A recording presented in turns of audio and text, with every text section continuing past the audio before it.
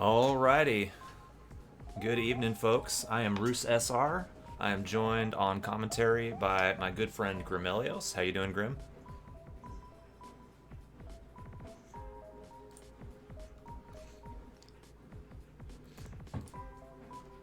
Hold on. I'm not hearing anything in my Discord here. Hold on. Quit. Let me make sure I've got my voice settings correct here. So sorry about this. Put device.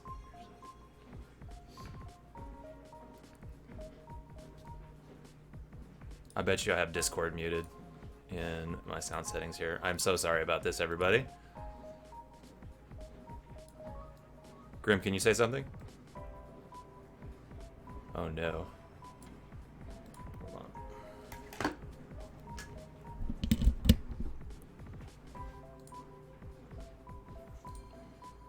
Alright, Grim, try saying something, please.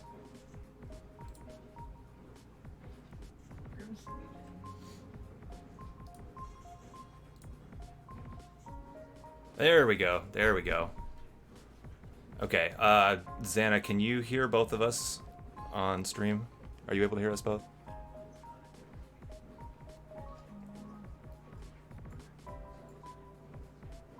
Okay, hold on. I can't hear him. It's delayed, like, very much, so. Alright, can you hear me through Discord now? Okay. So you can hear me, I can hear you. Stream, is everybody able to see... Is everybody able to hear us both on stream? He sounds really low, I think. Testing, testing. Can somebody... Okay, they do not hear Grim on stream. Yes, I do. Hold on, I think I know what to do here. Properties, switch this to... Audio settings are always okay. A lot of fun to deal with. Okay, I think that should have fixed it. Chat, can Grim say something? Okay, there we go. There we go. Everybody enjoy this nice Mario spinning head. Okay, I think we've successfully speedrun tech check. You know, it wouldn't be a marathon if there weren't live audio issues. Okay, I'm bringing him down a little. All right, that should be good now. Okay, starting over. I am RooseSR, going to be running Super Mario Galaxy. I am joined by Grimelios on commentary. Grim, say hi. Hi. Okay, so we're going to be doing any percent, and we're going to be doing Luigi. Luigi is a little bit faster, both because he jumps higher, he runs a little bit faster, he jumps a little bit farther, and he gets to skip a 5-minute cutscene at the start. So I'm going to go ahead and get us started, and Grim, you can sort of fill us in a little bit more on the background of the game. Getting started in 3, 2, 1, go. Good luck. Thank I'll you. remember to start my timer. Here's the most important thing to know about Super Mario Galaxy speedrunning is if you don't have your splits available, you will guaranteed forget which star to get next. Yes, so there are 60 stars to get, and they're all pretty long, and they have to be done in a super precise order, because one of the things that this game does is it has these comets that move around in between levels, and they show up at very specific intervals based on when you do things in the game. And so if you are not careful about when you do certain levels, those comets are not going to be in the correct locations at the right times. So we have to do all of these stars in the correct order and talk to NPCs in a specific order as well. So it's really easy to, like, if you don't have your splits up, to remind yourself, very easy to forget over the course of the 3 hours. Yeah, the game starts pretty linearly, though. Would you say overall, Roos, that this game, even casually, is more linear than something like SM64 or... Yeah, very much so. Yes. Pretty much every level, when you come into it, like, so it's a little bit open in terms of what level you select, but once you get into the level, there's really generally only one, like, direction to go. Hold on, yeah, you're already seeing sniping these bunnies here. Oh boy. Sniping these bunnies is about as challenging as it looks. The thing about Super Mario Galaxy is due to the kind of wibbly-wobbly nature of the gravity, the camera... You still do have camera control, but it will frequently pivot around for you on these strange planetoids, which can make aiming your star bits very difficult, especially because it's motion controlled.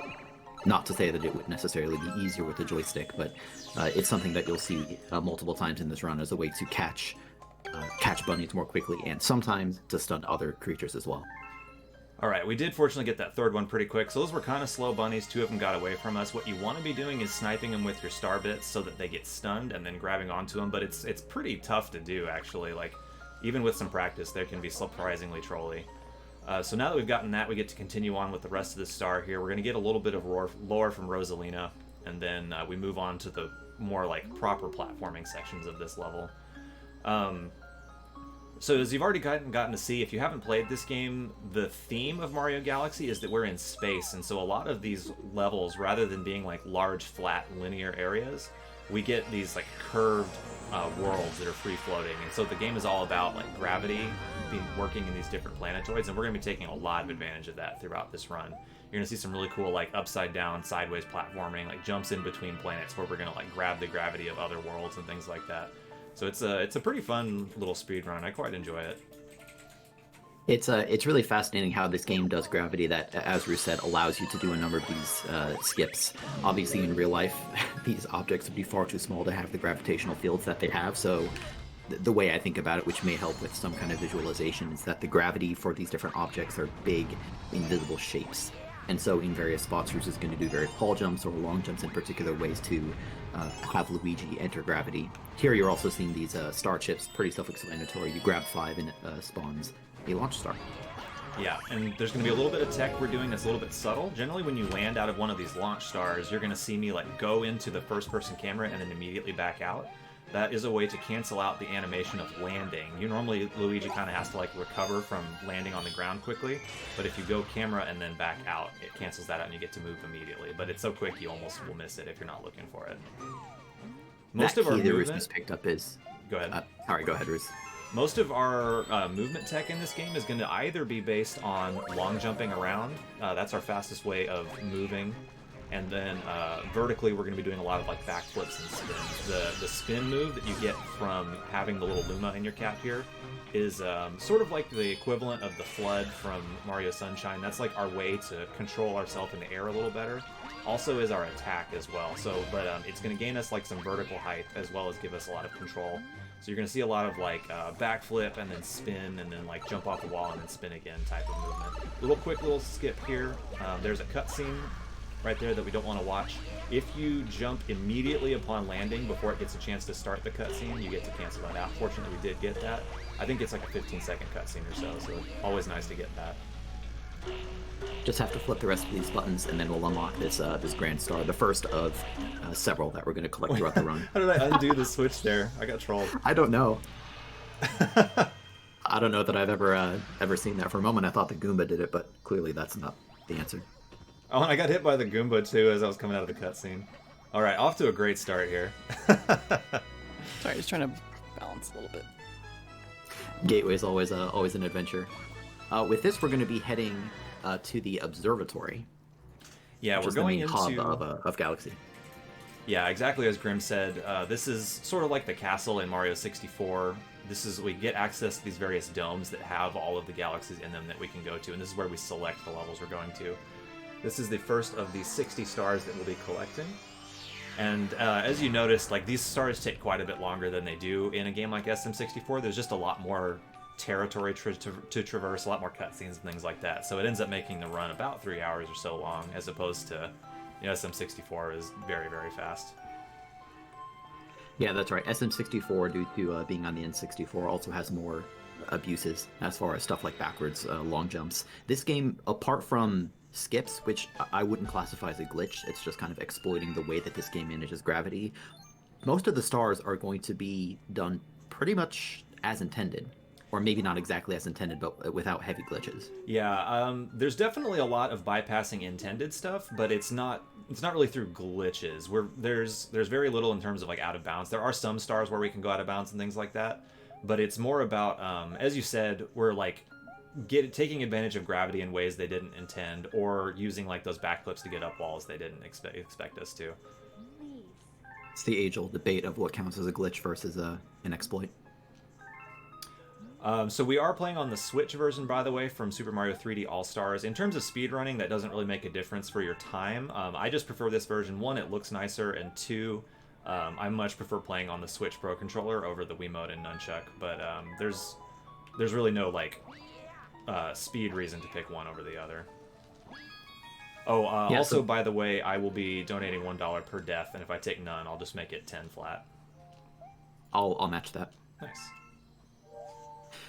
So for anyone who played Super Mario 64, you'll notice that the hub layout of Galaxy is comparable in a number of ways. Where you have in Super Mario 64, you frequently have multiple stars available to you at one time, and you don't strictly need to finish every star in a level, or in this case, it would be like a galaxy, in one go. As Roos mentioned earlier, we will be collecting these stars in a prescribed order. A large part of that having to do with the Comet cycles later on. Yeah, James, we do Korean just because the text boxes are considerably faster.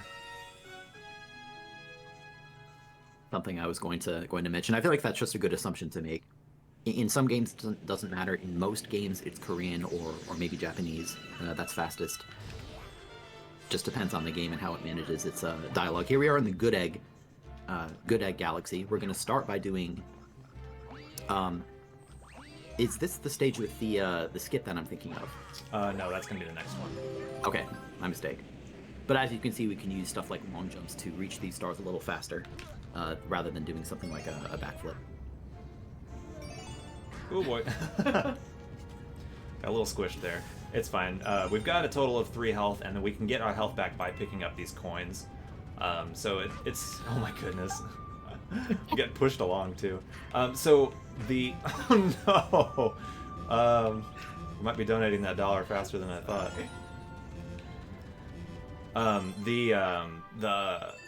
I lost my train of thought here completely.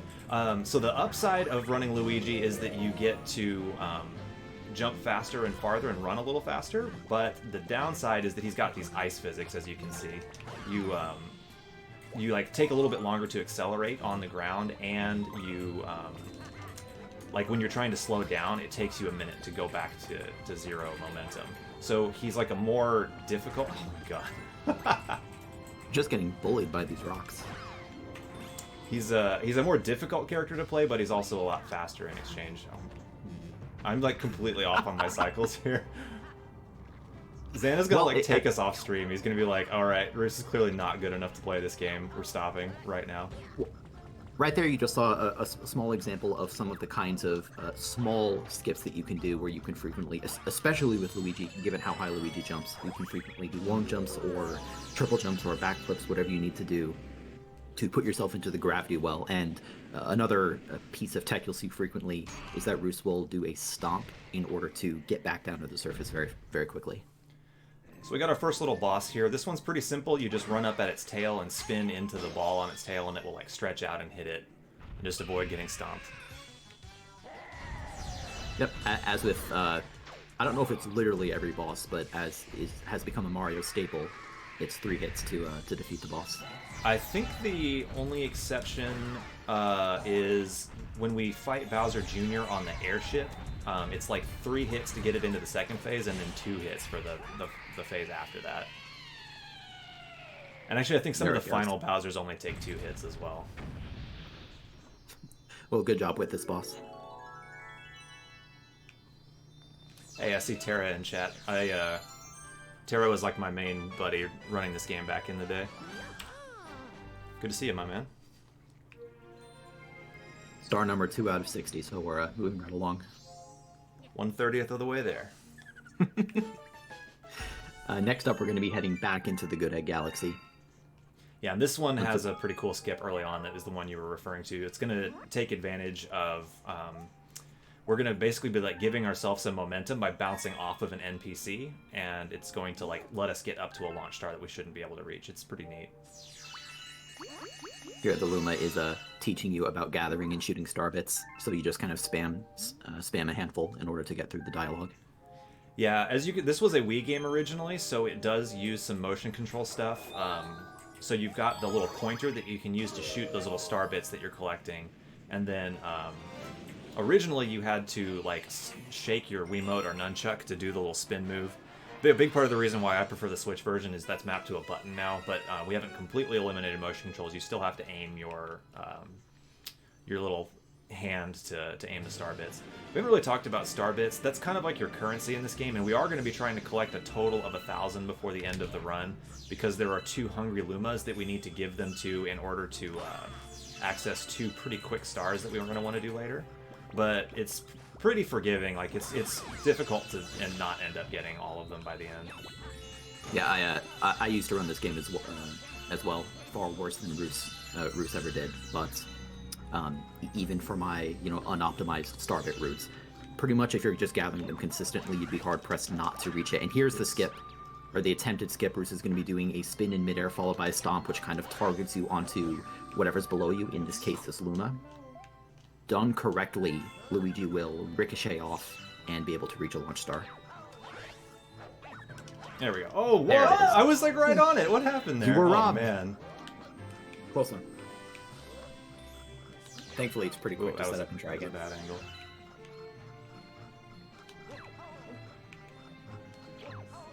Luigi, come on now. I believe in you. Oh, it was What? so close. What is happening? I'm being trolled. Normally when you're commentating a speedrun, you say, you know what, this is a lot harder than it looks. This is one case where it's kind of not quite as hard There as we it go. looks. There it is. I made that look much harder than it actually is. I'm really like legitimately actually baffled that a couple of those didn't make it in there. They were so close to making it. Still, like a very cool skip anyway. It looks really good, especially if you get it right off the bat. It's a really neat one. So we're looking to collect 100 star bits here because we need to pay this Hungry Luma right here. I'm gonna have to take. I'm 13 short, so I'm gonna have to take the time to collect a few here. Should be enough after we break this right here. Yeah, I know we mentioned earlier that over the course of the run, gathering star bits isn't that big a deal. This stage specifically is one where you actually do need to stop and go out of your way to gather 100 for this exact Luma.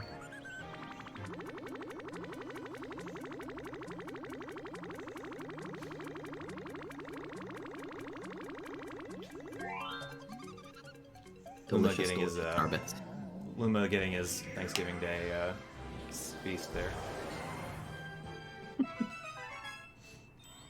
Alright, got a cool little bit of platforming coming up here. I like these next two planetoids. It's got some pretty neat platforming, including some upside down stuff in that sort of like cylindrical planet you saw in the background there. Another good example of usage of gravity in this game, where even though these are some tall vertical pillars, you can actually reach them by long jumping, because by long jumping forward, you actually wrap around using gravity. Yeah, it's kind of like how orbiting actually works, where it's like you're moving so fast horizontally that even though you're falling, you still end up like making it around the curvature of the object.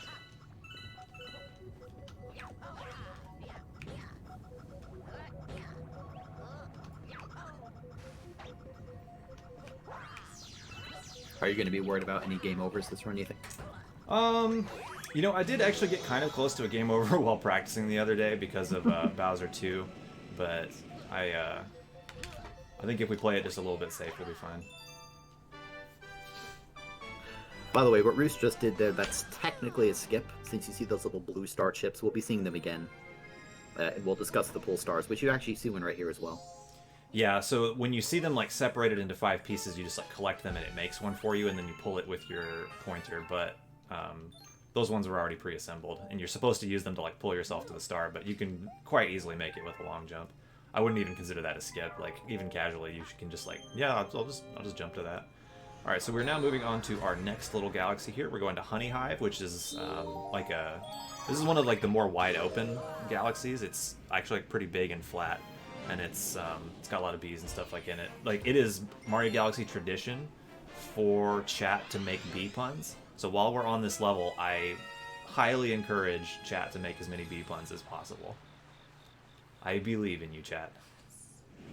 I was just waiting for it. I wasn't going to say a word. I knew you had something up your sleeve. He's good to like 10. Yeah, making use of these long jumps to go fast. This galaxy also has fantastic music, by the way. What Roos is going to do is a little bit of a skip, where Luigi can long jump off. With a little twirl, you can land back down here and short circuit the stage. And that bypasses like quite a bit of the level actually, and we just get to come straight down here to the launch star that takes us to the end. Yeah, as with many of those skips, it's a little trickier than it looks due to the way that the camera tends to be in the game's control more so than yours, which means that you might have to press a different direction on your analog sticks than you might expect from watching it. Yeah, it's still not that tricky, but it takes some practice. a big part of the skill of running this game is knowing how to work with the camera and the gravity, because it's very common that like you're upside down and then you transition into like right side up, and you need to know what direction to hold to continue your like movement in the direction you want. Nice, fresh. That's pretty good. That joke was pretty fresh, I would say. It is absolutely tradition. There's a little bit of tech on this bee, Bruce, if you want to briefly explain what that is. Yeah, so the way the bee works is when you press A, you use up that little flight meter to hover, and unfortunately it takes away our ability to long jump and do the spin. So we're going to be trying to use this as little as possible, but it does get us the ability to get through some areas that we just can't otherwise because of this hovering. So we are forced to use it for some parts here. There's a little bit of tech we'll be using with it much later in the run when we get to Gold Leaf, which I'll talk about as we get there, because if I say it now, everybody will forget by then.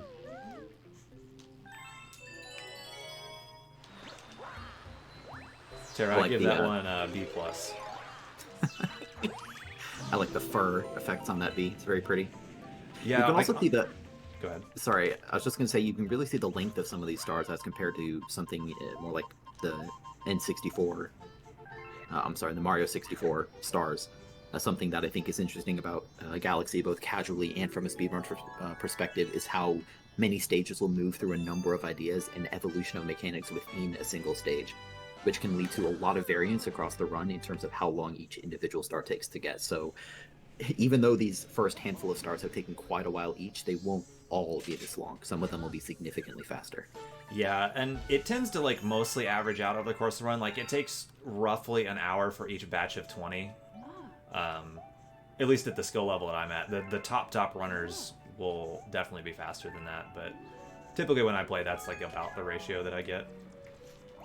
You'll notice every time we finish a star, well, if you read Korean, you know it's asking if I'm saving the game, and I'm consistently saying no. That's just because it takes a moment to like animate saving the game, and there's actually very little risk to it, because if you do game over, it gives you a chance to save the game right there.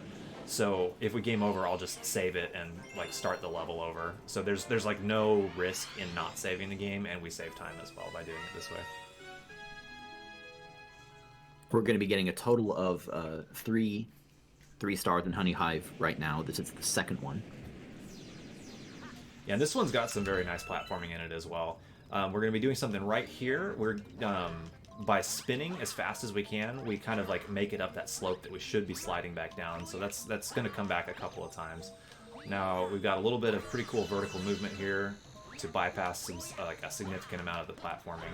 Now this part right here is pretty neat. We're not supposed to be able to get up this slope, but when I ground pound, if I hold the stick in the like down slope direction, it gives you, when you jump back out of it, you actually get your spin back, and so you can end up climbing that slope that you're not supposed to be able to.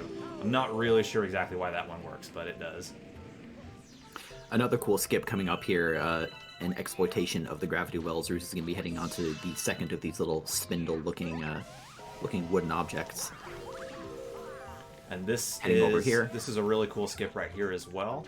We're going to do like an upside down fall into the boss. Whoop, didn't need to spin there.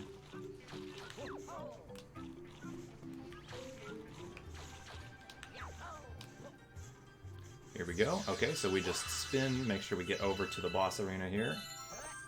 Oh, it didn't quite land on him. Anyway, inches away, but still, I love that like when you fall upside down and then fall down like the entire stage there to come into the boss arena there. Oh, come on now. There we go. 9th tries the charm.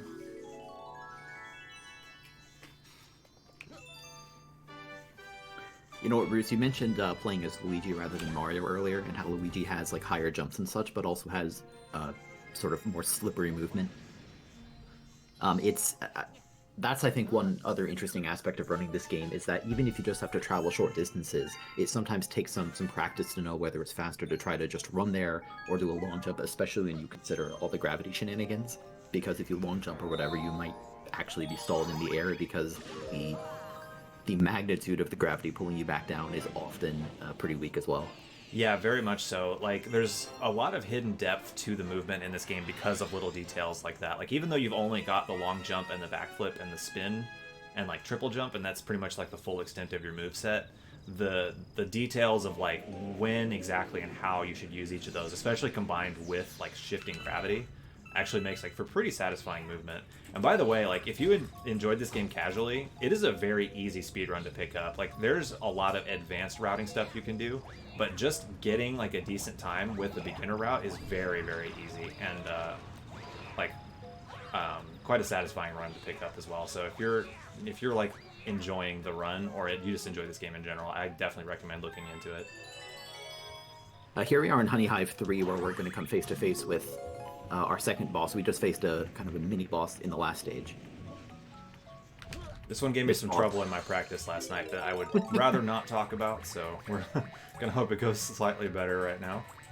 We're back in our B suit. So optimally, we would actually not stay in this B suit for this boss because of the fact that you lose your ability to long jump, so we can't get around quite as fast. But just in terms of safety, I'm going to keep the B suit on just because it makes it a lot easier to get up on top of this boss to stomp onto him. Yeah, the first hit is trivial because the boss just lumbers along the ground very slowly, but now it starts flying. It's real angry that you just stomped on its back. Although I kind of fault the boss, to be honest, for having that pattern. Yeah, I mean, if I'm not really sure exactly how evolution resulted in the boss having a big target saying, "Hey, defeat me by stomping here." Also a decent source of star bits. In this final phase, the boss will kind of turn sideways, which can make it challenging to land. Yeah, the fact that it turns sideways does make it just a little bit more challenging to get the timing of landing on top of it here. There we go. Alright, so this boss is down. So the spot that we're about to do right here is actually the place where losing the B-suit saves time, because you could long jump in this spot that I'm having to walk in right now. The B-suit obviously removes your ability to long jump, so we end up having to just walk over there. The way you remove it is getting into water, by the way. So you would just dunk yourself during the start of the boss fight normally, like if you wanted to go as fast as possible. So that's it for Honey Hive right now. Next up, we're going to be going to the Loop-de-Loop galaxy. Many of these galaxies we've hit so far have a number of stars in them. This one is a little simpler, and it just has the one, at least as the base star. I don't recall offhand whether all of these stages have comets, but there's one base level star. Correct. This one actually only ever has one. There's a number of just one-off stars, including this one, and they usually have some sort of gimmick to them. This one is like, it's kind of like a surfing thing. We're going to be getting onto this manta, and this is an example of like the motion controls from the Wii days. We're actually going to have to like control the manta by tilting the controller around rather than using our controller itself. Or rather than using like the analog stick, I should say. And even in the All-Stars collection, you have to do that? Correct. Pros and cons of a motion-based game, I suppose. So this is actually the worst part of it right here, is you are required to like go through this tutorial where he teaches you that to go left, tilt the controller left. To go right, tilt the controller right. So this level is fairly simple, doesn't have much to it other than just like going through the course, but there is a star that we will not be seeing in any percent, where we get a much harder variant of this with a very, very difficult course. And it actually has a really cool skip on it, because there's like a giant loop-de-loop you go through, and you can, rather than go around it, you can kind of do the Rainbow Road from Mario 64, where you like just jump off the side and fly over to like a later section of the course. Unfortunately, we're doing the lame baby version that doesn't have any skips like that. We're just gonna have to go around and kind of play the course legitimate. There's no real skips on this one. No Mario Kart Ultra shortcuts. Yeah, I don't know how many of you in chat have ridden on manta rays in real life, but the handling on this thing is, it could use some improvement. Yeah, not to say that it's like... It's wildly inaccurate to the experience of riding real-life manta rays, obviously. Yeah, poor attention to detail. I demand very realistic manta rays in every game that I play. It's not very likely that you die here by falling off, but you can see like the big churning waves that can kind of trip you up a little bit, because like you can be turning and then one of the waves will be like preventing you from moving, and then suddenly as the wave moves out of the way, you like turn much more sharply than you expected to. So you do have to be a little bit careful, but once you've done it a few times, it's not like expected that a good runner would die. I did take it a little bit slowly there. Like you can cut those corners much more tightly and shave a few more seconds off. That's something you would do for PB attempts. For a marathon like this, we're just going for like don't die. So we have I like another the little aesthetics of that one-off. stage. What's that? I like the aesthetics of that stage. It's I do great. too. This game is very pretty. Like, it's aged well graphically, just because it's so like clean and cartoony. Now, this version is a little bit like upscaled on the resolution, but it still mostly looks the same as the Wii version. There's a few games like that, like Wind Waker comes to mind, where like it still looks great just because of the choices they made with their art style. This stage is called the Flip Switch Galaxy, and you'll never guess why it's called Flip Switch, but I'll go ahead and let you guess once you see it. It's because you switch your movement to flipping everywhere. Yes. Nailed it. You can trust Roos because he wouldn't lie to you. So actually what we do is we just have to turn all of these switches from blue to yellow by standing on them. And we're just going to kind of take a prescribed clockwise pattern around here. That's just, if we do it cleanly, it'll line up pretty well with the cycles of all of these hazards here. You can see we can like get just ahead of that spiky one. Now we're going to jump out and around.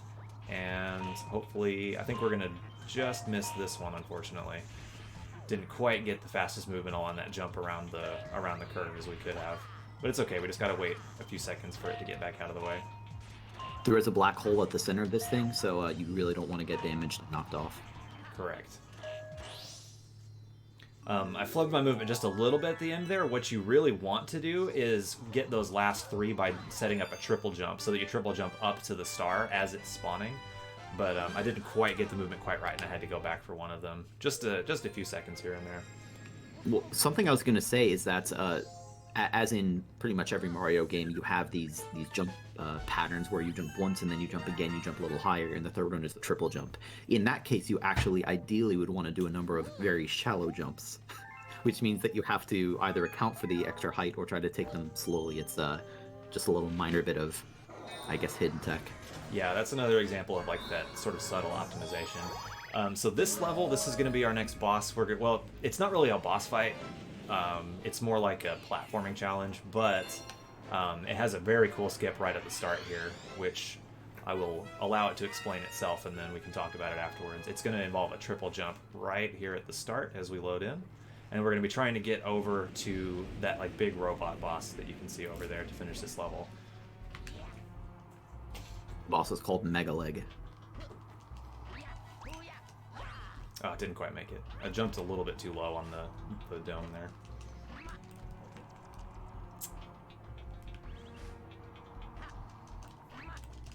That should make it. There we go. Nice job. So that shows you how ridiculously far out the gravity well of this boss planet extends there. It was a very, very long way. And a lot of gravity wells in this game are extremely wide like that. Like, the game was overly broad in setting them in position just to prevent you from like accidentally falling out of the gravity, casually speaking. But because of that, it does end up allowing us to get some skips like that, where it's like, how in the world is that gravity well all the way over here for me to jump into? So the way that you defeat this ginormous robot is that you have to get up onto the top of its head, and then you use bullet bills. The way you get up onto its head is, nice job getting up there quickly, that's not the easiest thing to do. You just have to climb up the legs, as you're seeing now. Yeah, so that when that cutscene of it activating, you actually are able to start moving much earlier in that cutscene than you would think you are. And if you're very quick on getting two long jumps over, like to the right and down a little bit, you can actually get on that leg before it lifts itself up. Now, the intended mechanism with these bullet bills, I think, is to break off the fence in pieces, right? Correct. You're supposed to like make the bullet bills hit the fence and remove the section of fence, and then get another bullet bill to come and crash into that cage for you to release the star. But by using that backflip over it, you can actually like have the bullet bill come up and over it and only end up using one. Well done, that's the first, well, not Bowser, but the first Bowser Jr. Stage out of the way. And that is most of this Dome of Galaxies done. We will actually be coming back, but we've just, because we got that Grand Star there, we've opened up the second dome, which we're now going to go to and start collecting stars from there. People who had a lot more like knowledge of this game than myself routed out the movement through this to sort of minimize the number of times you have to leave domes and come back. A lot of times when you complete certain stars, the game sort of forces you to come out to the hub here. So the routing was built around making sure that you're taking advantage of it, bringing you back out here. And you use that to like decide when you're going to be going to a new Dome of Stars. I will note, the route that I'm doing is not the most up-to-date one. There is one that's a little bit faster than this one, but I haven't been a particularly active runner of this game for a while. I just sort of derusted it for this event. So I just wasn't like... I wasn't out in practice enough to start doing a new route for myself, so I just went with what I knew with. It's not a particularly large time save. Whoop, I accidentally saved there. Well, hey, now if you game over, you'll be in no better spot because it'll prompt you anyway. If I game over like up... specifically right now before completing any other stars, I'll be ahead of the game. Well, even in the game, not ahead. Nice job with the triple jump, slightly faster than using the little miniature teleporter. Alright, so we're going to the Space Jump Galaxy. This one has a couple of cool skips in it. There's a very difficult one right at the start here that bypasses a section of platforming. It's very finicky though, so I'm going to give it one shot as I come through. If I don't make it, I'm just going to do the backup where you go around. Hopefully I do get it and I can show it off. I'll point it out as it comes up. Get to see heavy usage of the pull stars here, which is what Roos is going to be using to attempt to get into the correct position. The way these pull stars work, we've already seen them a number of times. You grab them and you get pulled towards them, which also temporarily puts you in a bubble that turns off gravity. So Roos is going to try to spin to break out of the gravity of one of these at a particular time. Oh, didn't make it. Okay, so what you're trying to do there is get caught in a gravity well off to the right to allow yourself to fall off to a later section of the world. But didn't quite make it there, so instead we're just going to do this short little section of platforming. It's not a massive time save, unless you get it like immediately first try. So I'll point out the spot that we would have fallen to if we had gotten it. It's actually not that much further up. These little like blue balls right here, this is where I would have fallen to. So you can see that it didn't take that long to go around and do the backup way. With these pull stars, it should be pretty intuitive. I think that the fastest method is to try to grab these things. Ah, nice. We got Nice over job. the little rock thing there. That saves a little bit of time. It reduces the number of pull stars we have to use, and saves just a couple more seconds here and there. Just have to free a handful of toads.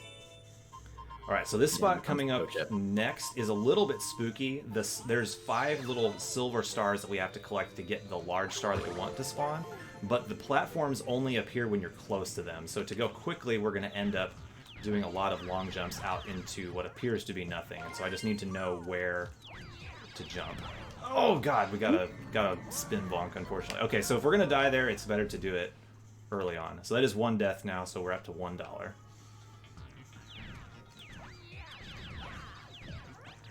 There's no RNG to these platforms or anything. If there No, were, that it's would be completely reliable. terrifying.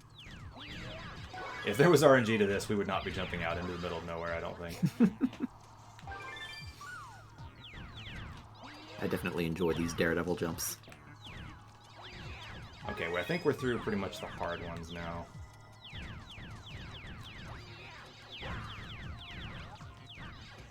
Alright, so that's all 5, so now we just have to do one last long jump over to where the star actually spawns.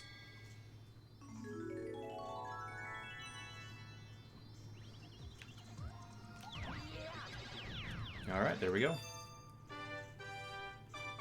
That space junk 1 out of the way, we will be coming back here again. Yep, on into Space Junk 2. I do wish we got to do the third one. It's a little bit slow and not actually worth doing in any percent, but there's some very cool skips in the third one where you like clip through the floor into a pull star. So if you ever get a chance to see a 120 star run, that's definitely an enjoyable one to watch.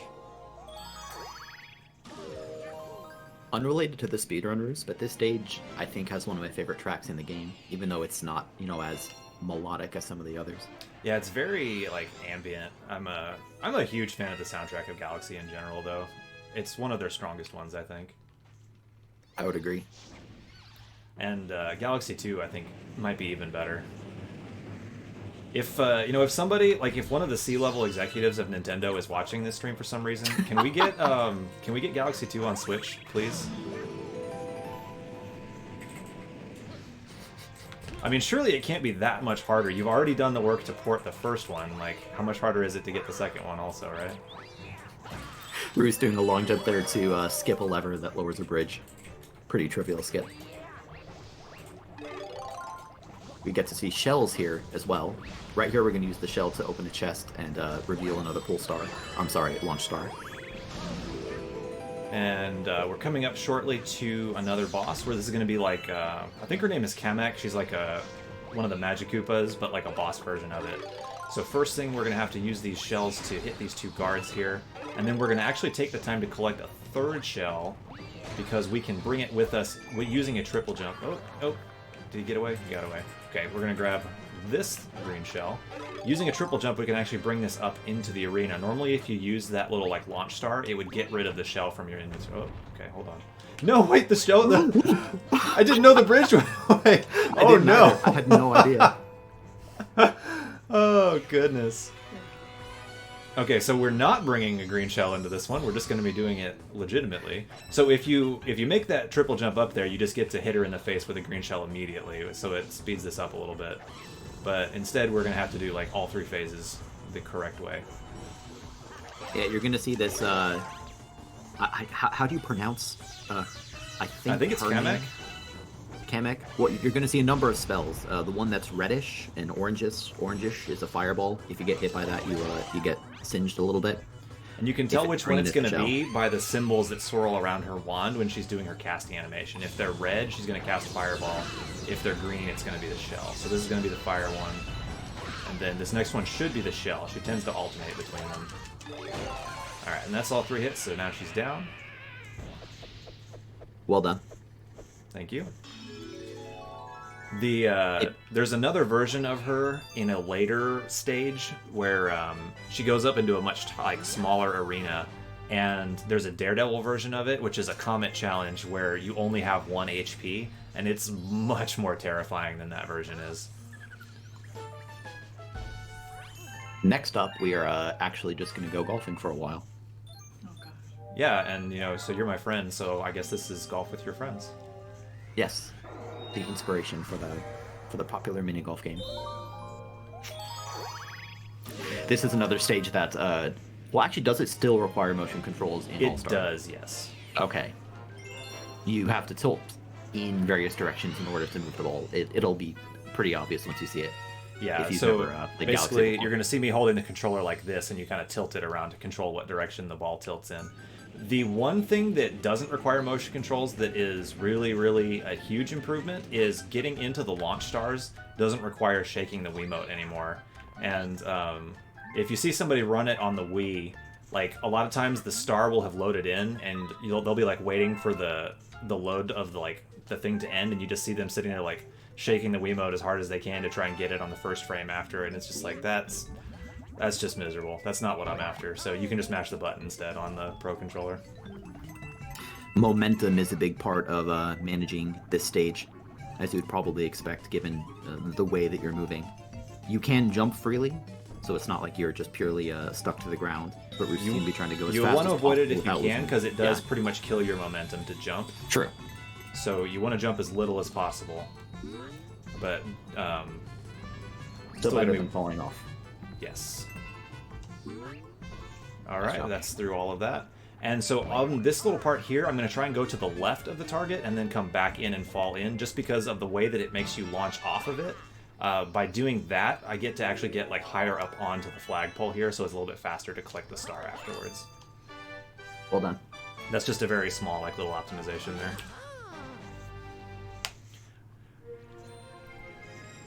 Alright, so next we've got Battle Rock coming up. This Battle Rock 1, early on, has a very cool skip where we're going to be trying to get an ultra-precise triple jump to get up to a launch star. It is like the bane of my existence on Mario, but Luigi gets to jump a little bit higher, so we are actually going to go for it here. If you get it within the first 3 tries or so, it saves time. Maybe like on the 3rd try it becomes neutral, or still saves like a tiny bit of time. Yeah, what's challenging, at least for me, what's challenging about this jump is that you have to make sure that you start the triple jump at exactly the right time so that your triple jump is performed off of the correct spots on the Right. So these little disc planetoids, we're going to be trying to do a triple jump up to that launch star in the distance, and we need the the third jump to happen as we're getting just over the rounded edge, basically. I was a little bit too early on the jump there. There we go. Okay, that definitely saved time over collecting the blue chips for the pole stars. Yeah, the rest of the stage is mostly an auto-scroller, but it does give you a good opportunity to grab a bunch of star bits, kind of relax. This is an excellent star bit farming section. Unfortunately, absolutely no way to speed it up. Right at the end, we'll be able to do, if we can, we'll be trying to do a little triple jump to get out of the auto-scroller a little bit faster, but this part itself, we pretty much just try not to get hit. Also, shoutouts to Tara in chat for that triple jump skip back there. I used to always never go for that triple jump skip there just because it was it's pretty difficult and inconsistent. But every time we would race, he would go for it, and like if we were even, he would get it and get back ahead of me, and I was like, crap, I guess I have to learn how to do this stupid skip, don't I? What a great motivator. You just wanna beat your friend. Getting almost to the end of the autoscroller. Yeah, I'm getting a really nice chunk of star bits here. Remember, we're trying to get to a total of 1,000. Now, it's like, if you're being diligent about collecting them, there's basically no way you won't end up with 1,000 by the end.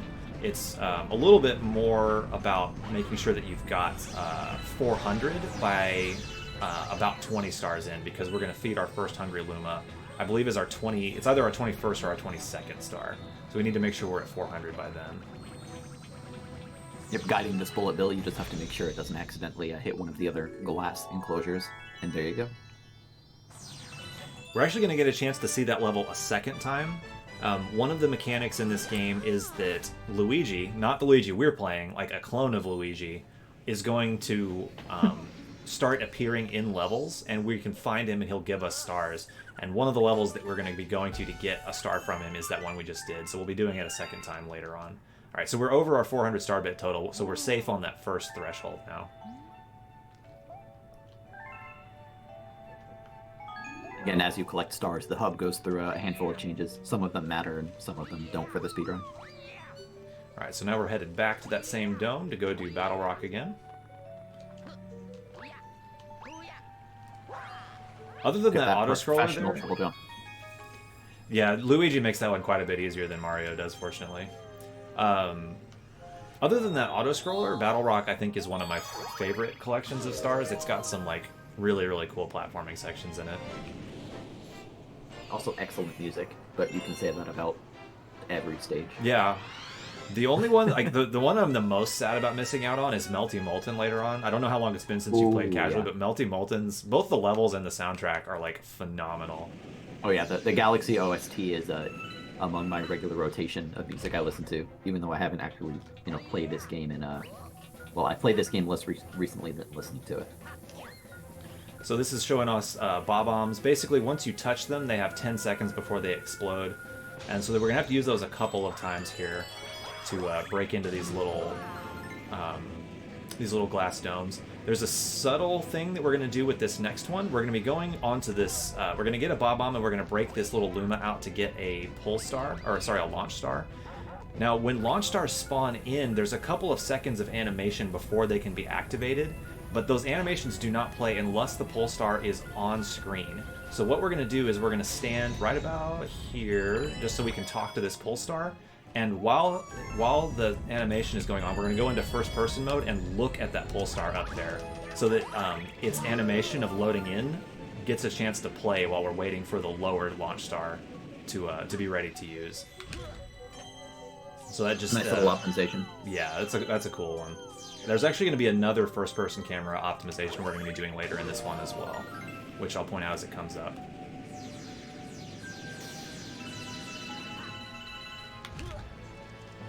This section, as we go inside, is a little bit tricky. What Roos is going to be trying to do is launch out of a cannon in order to break out that Luma, which will create a launch star. And hitting it is not hard until you're doing a run, and then it's inexplicably really hard. So we're going to be doing first person here again. The reason I'm doing this is you can see that crystal moving up there. That's not moving when it's off screen. So I advanced it a little bit so we don't have to wait for it quite as long up here. That might have been a little late. No, I think we got it. Nice job. Normally, if you hadn't looked at it in first person, you would have to wait longer for that crystal to have like gone back and forth there. Almost done here. We just need to grab one last little bob-omb to get ourselves a... to be able to break one more dome and to get a launch star, or to get a cannon to this last little bit here to get the star. Now this shot's gonna look scary because it looks like you're gonna fire your cannon off into middle of nowhere and like void out or something. But if you do miss the shot, you actually just fall right back down, fortunately. But nailed it, first try, easy every time.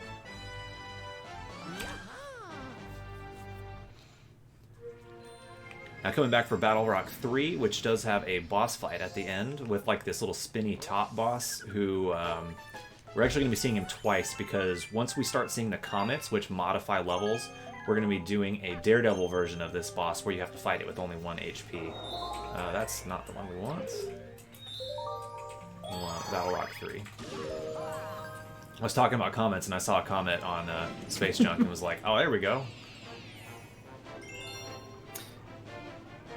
This top boss is, I would say, one of the easier bosses. None of them are particularly challenging, I would say. This boss is easy until it's not. Like, it can very much troll you if it gets off the rails. But if everything's going smoothly, it's one of the easier ones for sure.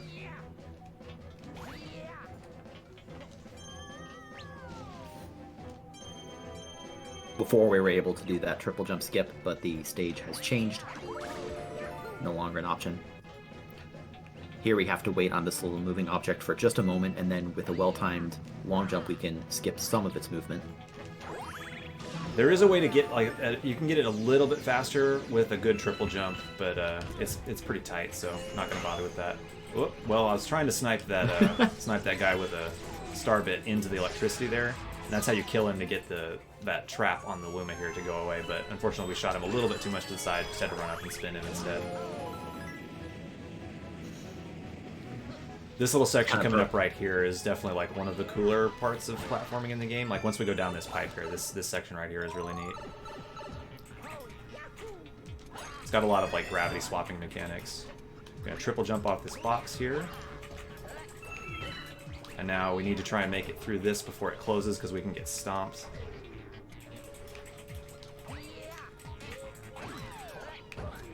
Very clean. Nice. Yeah, I really like that part there. As before, using the ground pounds to reach the ground more quickly. There was a small little optimization there where rather than actually like stepping on that spring to get to that launch star, I just did like I was setting up a triple jump while I was dodging those lasers to just barely get up to it. We faced one top before, here there's two. Nice job, Roos hit the one on the left manually by spinning and shot Starbits at the other one. Yeah, this level is like has some of the flashiest movement, I think. Like between that first section and that part right there where you can kill like both tops at the same time. It's definitely like a really cool star to see done cleanly, I think. So here's the boss coming up here. What we're gonna have to do is we're gonna have to like jump on top of the boss to stun it and then knock it into the rings of electricity on the outside here. Now if you're getting him quickly, it's not too bad, but once he gets a chance to start wobbling around, his movement becomes like really unpredictable, and it can actually troll you really, really hard. That was a really good fight. Yeah, that was close to as quickly as you can do it. There was one of them where he got away from me on like one little bit of movement, but recovered quickly. Yeah, if the little tops hit you, you kind of spin out for a moment. Just waste of time. We're about to be going into our first Bowser stage coming up. Definitely has some cool platforming in it as well, which we'll get to see shortly. The Bowser stages in these games are always cool, in my opinion. Yeah, I think particularly the second Bowser, which we'll be seeing in like roughly an hour-ish, is I think one of the coolest levels easily. I've said that about a lot of these levels, honestly. There's a lot of cool levels in this game.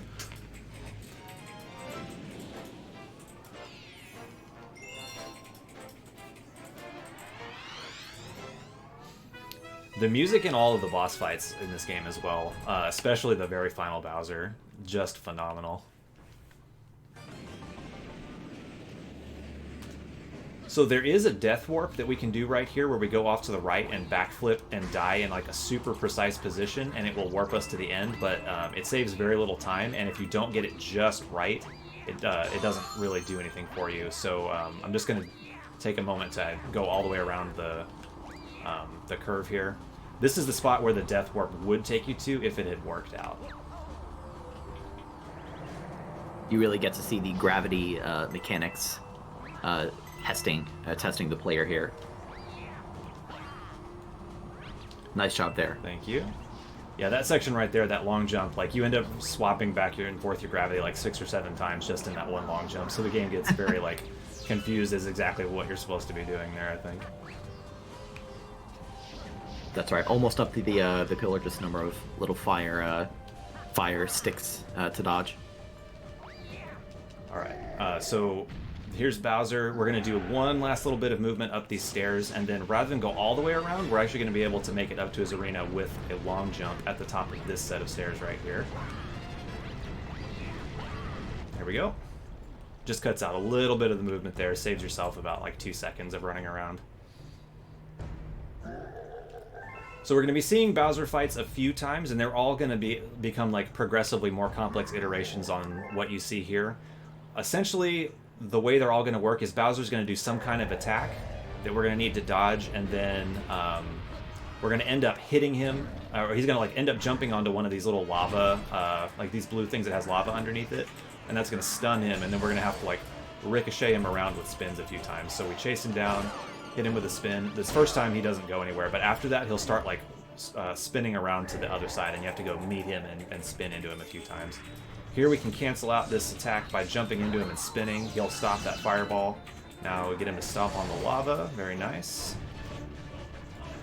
Now we just have to, well, come on now. Okay, so now you can see he's starting to spin around to the other side.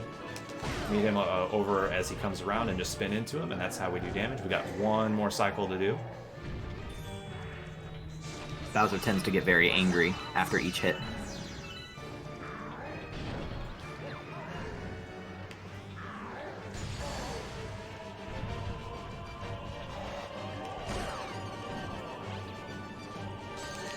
Alright, one more ricochet, and that's Bowser 1 finished. So we'll be seeing him twice more, and it'll be similar to that, but there will be more complicated elements introduced each time we do it.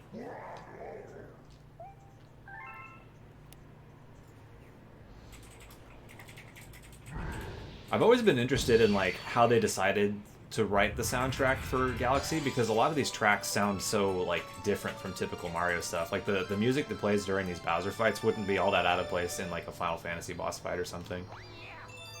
Yeah, I totally agree. There's also just an enormous amount of variety, kind of as I mentioned back in Space Junk. Space Junk's soundtrack is very sparse and kind of empty, which makes sense because you're in outer space. Whereas, as you just heard with the Bowser fight, it's very bombastic and epic and majestic. Yeah, there's a lot of range to it, for sure. Okay, so we get popped back out of that dome by getting that grand star. Well, now we're going on to this new one we just unlocked, which is the kitchen. So I get a chance to not sound like a broken record where I say that such and such is my favorite, because kitchen has some of my least favorite stars in the run. We're going to be starting with the Beach Bowl Galaxy when we get there. We'll be largely clearing it out, but I definitely consider Beach Bowl like there's not really anything wrong with them. It just has a lot of stars that like are not my jam personally. I would agree with you there. As with many of the stars, we have to span through some dialogue with Rosalina, which also has the effect of spawning you back at the kind of, well, not center, but that main point in the hub.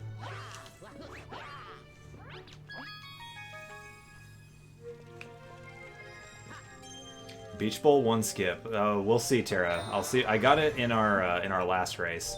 So Beach Bowl 1 skip is very finicky. We'll give it one try. Part of the problem with this skip is it's not just up to you. There is a hidden value in this game called your tilt, I believe. or was it skew? Now I can't remember which one it was. It's one of those two. I think it's tilt. It's tilt. I think it is tilt, Yeah. yeah. But every time you touch a surface, your tilt is adjusted. And so we need to move up to a particular spot to keep our, like, we need to touch particular surfaces to keep our tilt at a certain value, because your tilt actually controls how high your jumps can go in very subtle ways. And we need our jump to be like as high as possible. And so, like, we're literally stepping on that particular leaf because letting it go downward adjusts our tilt. The fact that I got that wall jump probably means my tilt can't work anymore. But we're going to be trying to get a triple jump off this wall up in front of me here. We're going to triple jump up to it and... oh, goodness.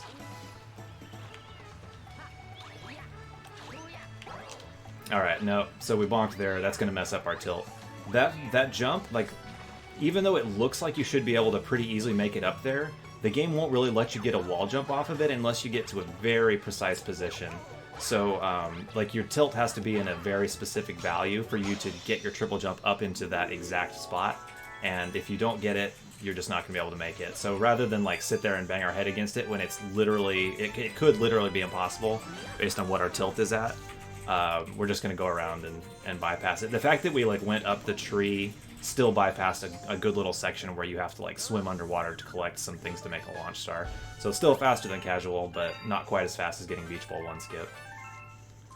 I think, Thankfully, like, not a trick that you have to repeat for the other Beach Bowl stars. I think, like, in races and stuff like that, I've gotten that trick once, maybe twice. It's very difficult.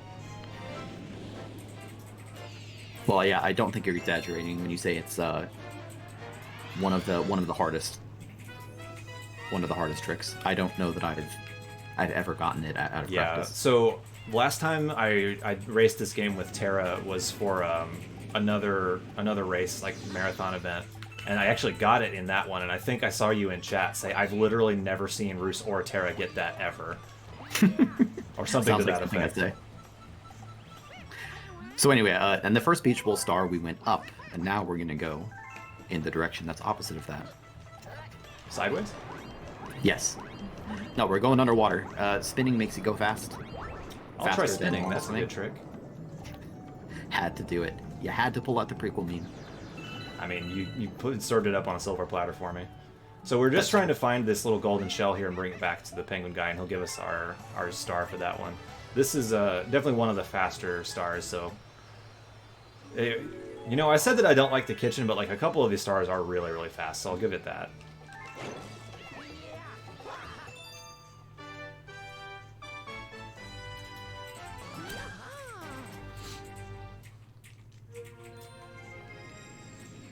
That's half of the Beach Bowl stars down.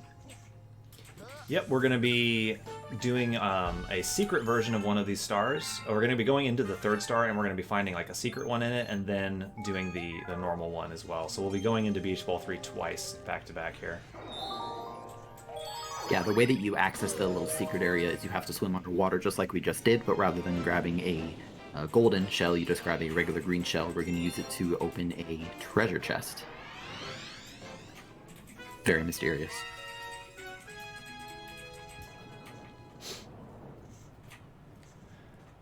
One small difference between Luigi and Mario is if you saw, like, your little air meter when you're underwater, with Luigi, when you spin underwater, which is, like, your fastest way to move around, it, like, burns up some of his air.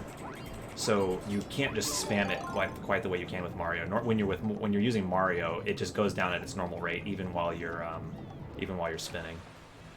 Alright, so this is our way to the secret right here. We got to get one of these shells from underwater and come over to this chest, and this launch star will take us over to the secret area.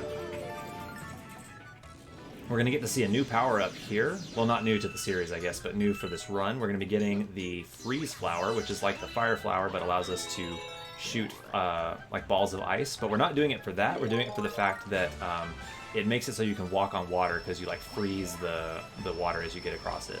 And you can actually jump up these waterfalls like this. So this is kind of the reason that we need it for this part here. Have we seen Cataquacks yet in the run either? I don't think we have. I think this will be our first time seeing a Cataquack as well, yeah. So we're going to refresh our Ice Flower, and we're going to be baiting this little Cataquack enemy to follow us over to... Oh, boy. Okay, I think we're good. This part is like we're like in double ice physics here, so not getting too far ahead of him that he stops following you, and not getting too close so that he ended up launching you upwards is actually like a little bit more finicky than it looks. Unfortunately, we got him straight over to the star there and got him to launch us up to it pretty quickly.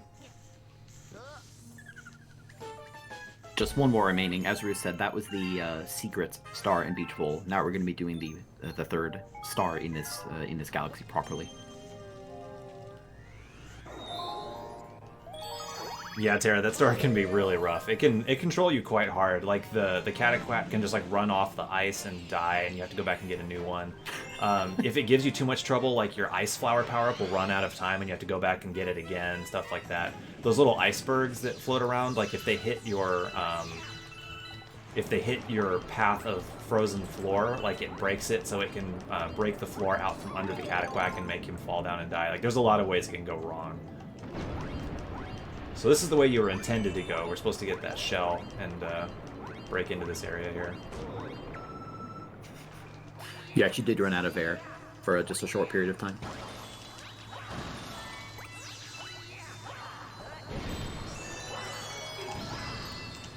Well, unintentionally got our health back there. I wasn't actually trying to bonk on that bat there. So we're actually going to be seeing this planetoid twice. There's going to be once where we do it at normal speed, and then we're going to be seeing it with a comet that increases the speed of all of these bosses, all of the objects. But we get a cool little skip right at the start there, where we just jump directly off to the side and bypass having to do part of it. And the rest of this, we're just going to... we're mostly going to be doing the normal path, but I think it expects you to like go up and around these little things, but with some long jumps, we're just going to get to cut that out completely. I don't even know if I would call that a skip, just because like it's so close that I think even casually you would notice that you can just jump across it. Well, there's the one-up as well. It's just a slightly alternate path that's a little more challenging. Not doing that last skip. So there is a Luigi-specific skip on this one, where you, from much earlier, you can do like a very long jump out to this star here. But that's just not something I have enough practice on to go for, so we just did it the Mario way. I have a question for you, Roos. Yes. We know what thwomps are in the Mario series, the big blocks that stomp up and down. Correct. What are those ones called that have an opening on only one side of the cube? Thwompant? I don't know. I'm cool with that. So we now need to go to Ghostly 1. Turns out this is now a horror game. Kind of appropriate for the fact that we're doing Luigi here, I suppose. Tox boxes, is that the actual correct answer? I bet that's the actual correct answer. I did not know that. I like Tox boxes, that's pretty good. I'm not up to date on my Galaxy lore, or my Mario lore, I should say. We actually saw Luigi in the window there. We're going to be going to rescue Luigi with Luigi. This is all Luigi economy. They actually even lampshaded in the dialogue, like when you rescue Luigi, he talks to you and is confused about the fact that Luigi is rescuing himself. I didn't actually know that. That's awesome. So we're going to grab this Invincibility Star, both because it lets us run faster once you get up to speed, and also because once we have our Invincibility Star on, we're going to be able to kill this ghost right here that has the key that we need just by running into it, rather than like tricking it into light to end up killing it. So now we have 5 little star chips that we have to collect in here. Oh! I'm sorry. It's not that I'm laughing at your mistake. I'm just laughing because your mistake happened. All right. So unfortunately, because I died, I do have to actually get the key out of this guy the intended way, don't I? Let's see if I even remember how to do so. I think you do this to get the light beam, and then get them to run into it. There we go. I was going to say this room that we're going into is a little challenging due to the perspective. The camera is forced in this room because controlling it yourself in third person would be pretty challenging. So like right here, for example, Roos is trying to do backflips and in some cases wall jumps to get these star chips, which can be a little challenging with the perspective. Yeah, so I think you're sort of intended to go along all the surfaces, but thanks to like some movement with like backflips and wall jumps here, we only have to go along a couple of them. And then we can even like not have to go back around to make this the floor either. We can just oh my goodness. We can just wall jump up to the star here. There we go. Now, are you going to be going for the under the floor skip? I am not. I haven't really had much of a chance to practice this one. There is a way that you can clip under the floor and get into... You literally use these pull stars to like clip yourself under the floor to get into the house here. It doesn't actually save all that much time, but it is a much cooler strat than getting the key and coming in this way. So this is our first look at the Ghost Mario or Ghost Luigi power-up. Also, like the B-suit, like it makes you quite a bit slower, but it does let us get through some of these puzzles that we absolutely have to do. So that allows us to go through those metal grates there and get to Luigi here is going to give us our star for the level. Luigi's very confused right now. I think we all are. I'm a little surprised that they didn't change it to be Mario in these situations. Not that it has any functional difference. Yeah, that would have been kind of cool if they'd swapped it so that it was Mario you were rescuing instead. Okay, so before we go into this next level, it's important that we talk to Luigi now that he's out here. He's going to be over off to the left, and we can talk to him, and that's going to set up sort of the side quest where Luigi will be found in a couple of levels, and we can rescue him for stars. And it's important to do it now because we want him to be in position at a certain time in order to do stars in a way that makes the Comet cycle line up correctly. Yeah, we're going to be talking to Luigi now. Later on, we'll be talking to a Toad as well, for similar reasons. After this, we're going to be going and doing our first Hungry Luma. This is the one that we needed our 400 star bits for. So we're just going to talk to it here and feed it 400, and then we're going to get to go to a galaxy called Sweet Sweet, which is it's basically just a pure platforming challenge on these rotating platforms with holes in them, and you're going to see how incredibly powerful the amount of control we have in the air with long jump is. One of my favorite aspects of movement in Galaxy. Yeah, like between the spin and your amount of like aerial like momentum influence, you actually have like a surprisingly large amount of control over where you go in the air in the game. Yeah, the gimmick of this stage is pretty self-explanatory just from watching it. There are all these slowly moving sets of platforms, or sometimes rotating platforms, with like cookie cutter shapes cut out of them. You can see Roos using that aerial control to great effect, sometimes stalling for just a moment to avoid landing in the hole or avoid hitting a laser. Yeah, or like set up the position for the next jump a little bit better. This part coming up right here is probably the hardest part because you have to go around these corners where you can't see very well. And if you do bonk into the wall, you lose control for quite a while to the point where you're probably just going to die. But we are through it onto the last little section here. Just have to not fall on this last bit. Whoops. Don't fall. Don't fall right after you call it the easy section. That's the rule. Well, what you saw there was just a little minor thing where you have to be moving forward with some minimum speed threshold to do a long jump rather than a regular jump. And given Luigi's kind of slippery, icy acceleration, that actually takes a moment. Yeah, and like it's... you can't just press forward. If you ever see a Galaxy runner look like they want to move forward and then they just backflip, guaranteed what happened is they tried to do long jump because it's the same input as backflip, but they didn't quite have enough forward momentum for it to count as a long jump, so they instead just backflip forward. That's like the backflip of shame. Not what you want to be doing, but it happens to the best of us. So we're now going to be returning to the first dome. We're going to be coming back into Good Egg and then back into Honey Hive. We're going to be getting one of those Luigi stars here in Good Egg, and this, I believe, there's no way that it's not. This is the fastest star in any percent. You're going to see how incredibly quick it is here in just a moment. This is like the only star in the game that's comparable to a Super Mario 64 star in terms of how fast it is, because we're already done. Again, the double Luigi. Not the last Luigi star we'll be getting in this way. Not I believe Galaxy. there are 2 more.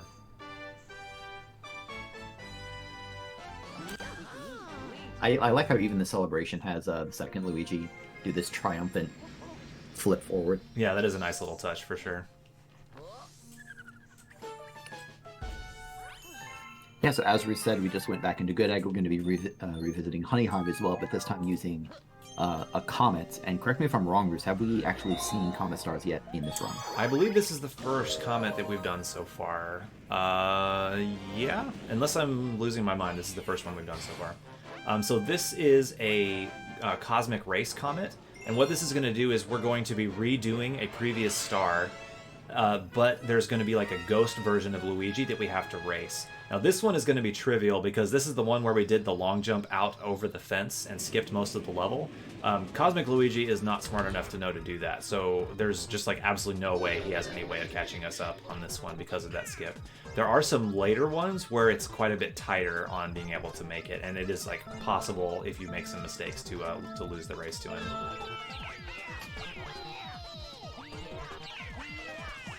So again, the intended path going over to the left. This is going to be, as we said, the same kind of skip we saw earlier.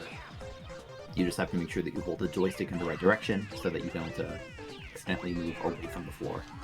And with this, we're very far ahead at this point. Yeah, I think it'd be really funny if he like rubber banded to you and just like suddenly showed up down here.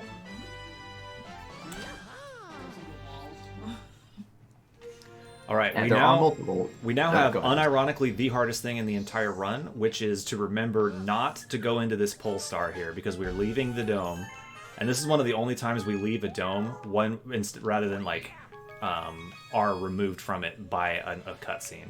So it's so common to like just autopilot grab that pole star and go into the start like the galaxy selection screen, and then it's like, oh nope, this isn't where I'm supposed to be, and then you have to back out. Tara in chat, I completely whiffed that triple jump. Tara in chat can confirm like how incredibly difficult it is to remember to do that. Well, I joked at the start of the run that if you don't have your splits available, it can be very difficult to remember what to do next, but really that wasn't a joke at all. Like, I wouldn't be surprised if, well, here we are in a marathon run, but if many other marathon runners as well had their splits up, not visibly on stream, but it just helps, at least in my experience. One of the times it was at GDQ, I know the runner had them all written down on paper in front of them. Which I certainly would do if I was running this at a GDQ for sure. Alright, so we're now seeing this little puzzle section again, but as you can see, this time the enemies are quite a bit faster. And paradoxically, it's actually like kind of easier because they move so fast that they get out of your way more quickly as well. I don't find the fast version like notably more difficult. Yeah, I would agree. I think there's more risk from just missing a jump and falling into a black hole than getting crushed. Yeah, for sure. We're gonna wait here just a little bit. We'll wait for him to pass over us.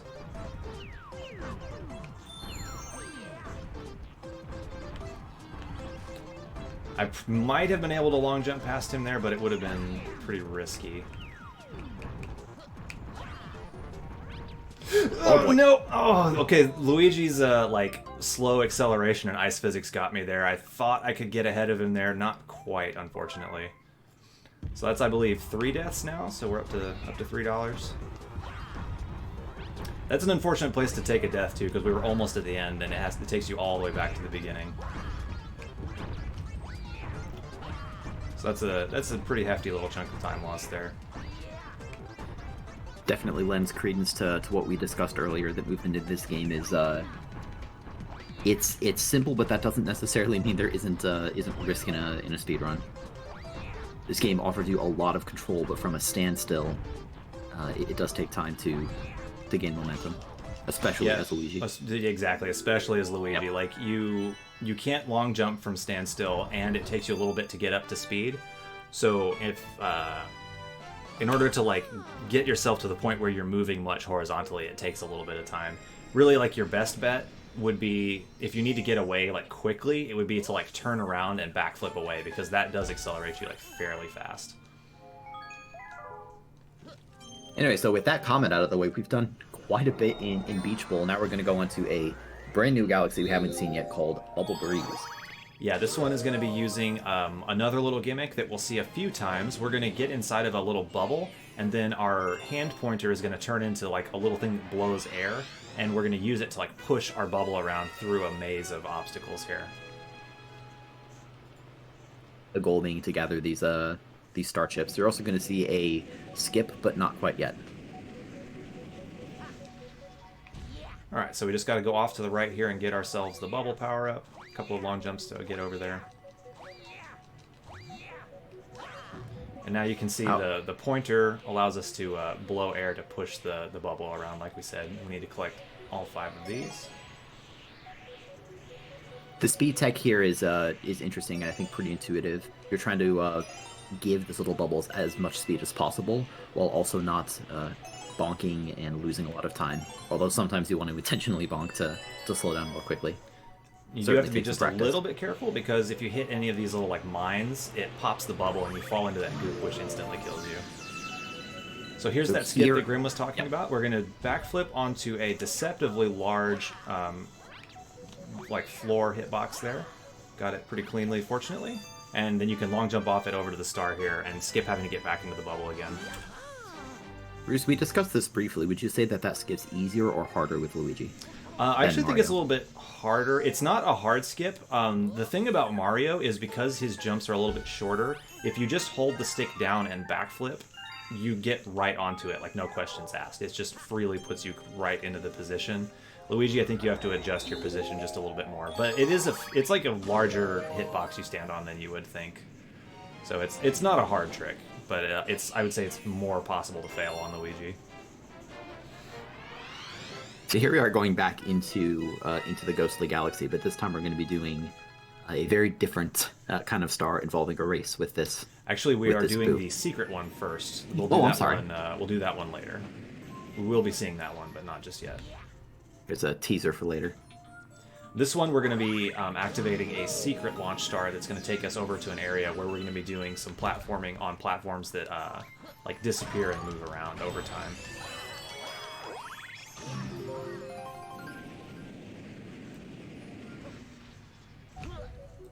Another one of in my opinion, the coolest mechanics in the game. So this one, obviously, like there's nothing underneath all these platforms, so we do have to be careful because it's, especially because these platforms like move around and disappear, it's really easy to mess up and fall to your death. Got through that section. Now, so this last part is a little bit of a climb up. It's not very difficult, but there is a skip we can do by we can get to the actual star a little bit faster later on by waiting until the very last little bit of platform has just barely appeared and getting a triple jump up to the last little bit of platform. Alright, so now I'm going to be trying to set up a triple jump here. I messed up. My triple jump unfortunately didn't quite make it. It's a pretty challenging skip.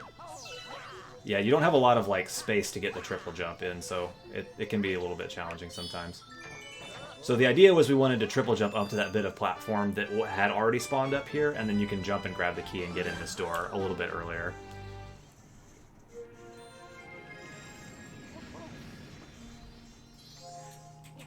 Terry, you're trying so hard, buddy.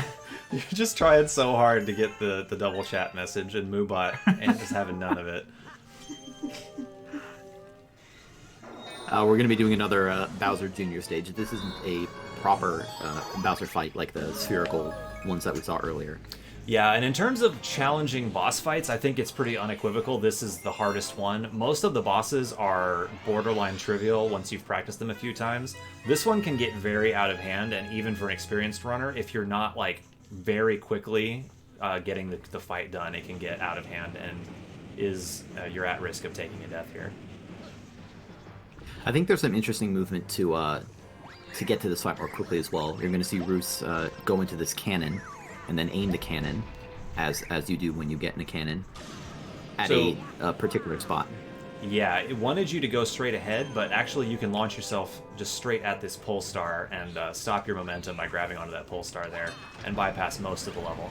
Now this part right here is fun. There's going to be all these obstacles that we're supposed to dodge, but just holding the crouch button actually completely bypasses every single one of these obstacles. I wonder if that was an oversight or just an intentional little strategy. I don't know. If that C-level Nintendo executive in chat wants to chime in and let us know whether that was intentional, that would be nice. Alright, so here's the boss fight. We're going to be grabbing turtle shells and throwing it at Bowser Jr.'s ship here. We're going to need to hit it 3 times while it's horizontal like this, and then it will go to the point where it's like edge on and becomes a much smaller target, and we'll need to hit it twice more. Yeah, you'll also see Roos jumping before throwing these shells in order to make sure they get over the bombs and the bullet bills. So this is the hard part here. There's going to be a ton of extra enemies spawned. A lot more projectiles are going to be coming out. Oh, goodness. And the target that we're trying to hit is much smaller as well, so it's pretty easy to actually like miss with your shell. We're at 1 health. Let's go grab some health. Just for the sake of marathon safety, we don't want to take a death here. Oh no.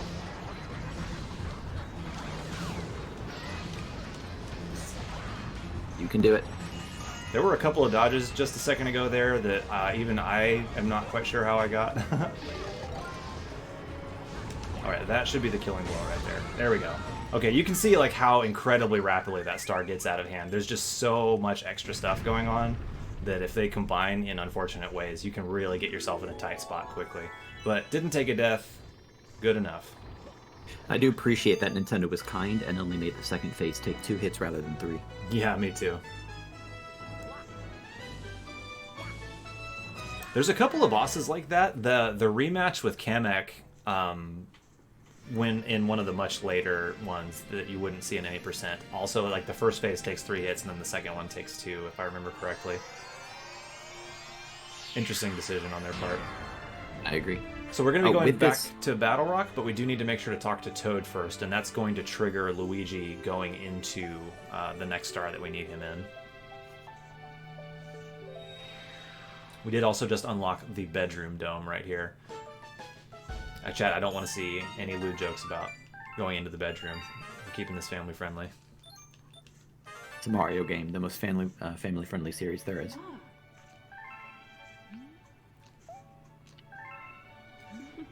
So the bedroom is going to have almost the last set of stars that we need. There's one more up top. It's the engine room that's going to have our last set. So we've almost unlocked all of the domes we need. I did not talk to Toad. We need to make sure to go do that. Otherwise, things get very messed up. Grim, you were supposed to be helping me out here. You're supposed to be my safety net. It was a test and you passed. Excellent. Glad. Congratulations. Believe it or not, I was actually going to say something in a moment. Okay, but, thank you. we're all good. It's one of those things where in the heat of the run it can be easy to forget. Again, the little triple jump to get across, as Roos mentioned, much easier with Luigi. We have ourselves another Comet star. This is going to be the Daredevil run against that top boss again, so hopefully we can get it nice and cleanly like we did that first one. Definitely don't want to be taking any deaths. This will also mark, I think, the third kind of Comet we've seen, because we saw the Cosmic Race, and we saw the fast version. Or is that the same as the Daredevil? That is not the same as the Daredevil. You're right. So we've seen Fast Foes, we've seen Cosmic Race, and we've now seen Daredevil. The nice thing about Daredevil, it doesn't require us to do all the rest of the level before the boss. It just pretty much puts us on the planetoid where the boss is, and we just get to go straight into it. It's also nice that these small little tops, they don't hurt you. They just kind of spin you out, and they can lead to you being hurt, but they don't hurt you themselves. Alright, that was nice and clean. We pretty much like immediately got on top of him as soon as he was vulnerable. Nice job. Yo, same, Tara.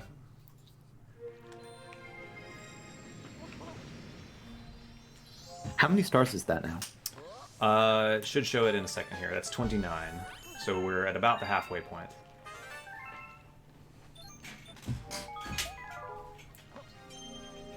Next one we'll be going into is Hurry Scurry, which is another one of these one-off galaxies. The gimmick here is we're going to be collecting this trail of music notes, and they're all going to be on top of these platforms that as soon as you stand on them start to disappear, and they're all over a black hole, so you need to pretty quickly collect the notes and not linger on any one of these individual green squares because it will disappear and not let you stay on it after a moment. Thankfully, Roos already knows the correct order, or I should say the fastest order. I'm sure you could get them in a pretty suboptimal order and still probably live if you were in a pinch. So you can see the music notes as in a trail along here. This one's pretty easy. This is definitely something that shows up a lot, but like the game tends to iterate on its ideas. So like this is the easier version of this, and then there is a much harder version of it later on that we won't be doing in 80%. But the harder version is like a similar arena, but it has music notes like on every single square instead of only on some of them. So you have to be a lot more strategic about planning out your route because you can easily get yourself to the point where there's nothing to stand on and there's music notes out in the middle of nowhere that you haven't left yourself any ability to get to. Next up, we're going to be revisiting the character that we are already. Correct. We're going to be finally getting to see Luigi in this run. So he's going to be inside that first Battle Rock star again, where we did that triple jump skip early on. So hopefully we can get it first try this time. I would be okay with matching a second try, though. If getting both of them second try is definitely pretty good. It's always interesting when a speedrun like this has repetitions of a trick like that. Could be considered a bad thing because it's challenging, or a good thing because you get to redeem yourself if it didn't go great the first time. One small little note, you'll notice that... Oh, actually, let me do this trick first before I explain this. Oh, that was so close! I thought that was it. That looked great. That was not quite far enough around the curve there. This is the one. I can feel it. Oh my goodness, these are getting so close. That was a little too far around the curve, I think. That one, I think. Oh my goodness! I what can't the believe heck? it. I'm getting robbed here. Oh, that was not gonna be a triple jump. Did that Nintendo executive that's definitely in chat patch this on you? He must have. Okay, that one I knew we were gonna get it for sure. That was like exactly the right positioning. Okay, so that probably lost a little bit of time compared to just getting the blue chips, but you know, it gets worth it for the swagger, I suppose. And we made up enough time with getting a second try earlier that it's not a big deal. Another good opportunity for star bit farming. Yeah, at this point we're just looking to get to a total of 600 because we've already spent 4 of it. So we should we've been collecting quite a bit of star bits. We should be close to our 600 pretty soon. And actually, once you're at your 600, it's optimal to stop collecting star bits unless you need them specifically for that star. Because at the end of each level, if you have any star bits, it's going to play a short little animation of it counting up those star bits and adding it to your global total. But if you don't have any star bits, it doesn't play that animation. So if you accidentally collect any, you'll want to shoot them away before the level's over so that you don't have to watch that animation. The same is true for coins, isn't it? Yes. We'll be trying not to collect coins shoot them away as much as we can. Right.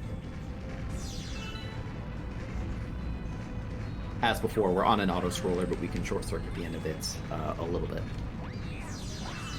Alright, so this time to get to Luigi, it's similar where we have to bait a bullet bill, but this time it needs to be on the underside, which you can see it's kind of sloped.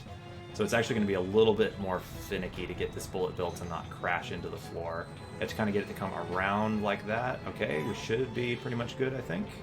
There we go. And this jump under the star here is actually a little bit tricky too, because it's going to flip the camera back upside down and correctly mentally realizing what direction you need to hold to jump into the star is not entirely trivial. Honestly, given the bizarre gravity tricks that this game pulls, I remember even casually being impressed at how easy it was to move around or how intuitive it was. Not always by any means, but for the most part. I definitely agree. this game could have gone terribly wrong with the way they could have designed the controls, but it feels very, very natural for the most part. Terribly wrong. Hey, terribly. See, See, I don't have chat open, so I'm just going to assume that everyone's laughing. Oh goodness, didn't quite make that triple jump up there. Feels bad.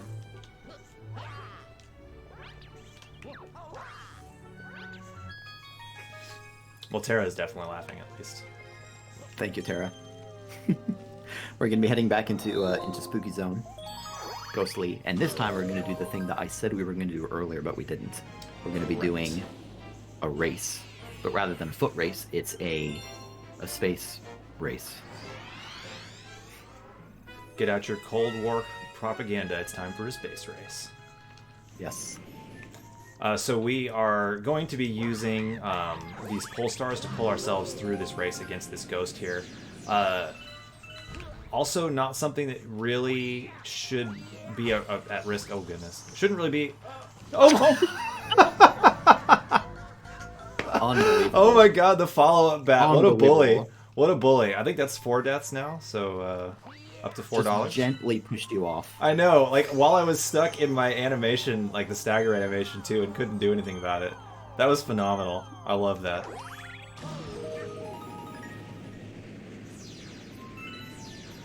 So here we are approaching the start of the race. We're going to be using pole stars as our primary movement tech, although there is a little bit of a shortcut in the middle. Yeah, we're going to be able to use a launch star to make up quite a bit of time on it, and that's going to make it that puts us far enough forward ahead that it's actually like pretty difficult unless you make a major mistake to lose the race. Strangely enough, if you lose any of these races, you actually die. Like you lose a life for it. And I don't fully understand why a friendly race against an NPC results in your death if you don't win. Serious stakes, I suppose. Moving with these pole stars, doing it quickly, I should say, since this is a speedrun, is not as trivial as it looks. Obviously, there's a lot of momentum going on, and so sometimes it can actually be faster to intentionally hold onto a star, make sure that you come to a full stop so that you don't, drift somewhere you don't want to be. Yeah, the general idea is to move as quickly as possible. You want to pull yourself most of the way to the pole star, but then let go, because it will start to slow you back down and magnet you to that pole star if you hold on to it for too long.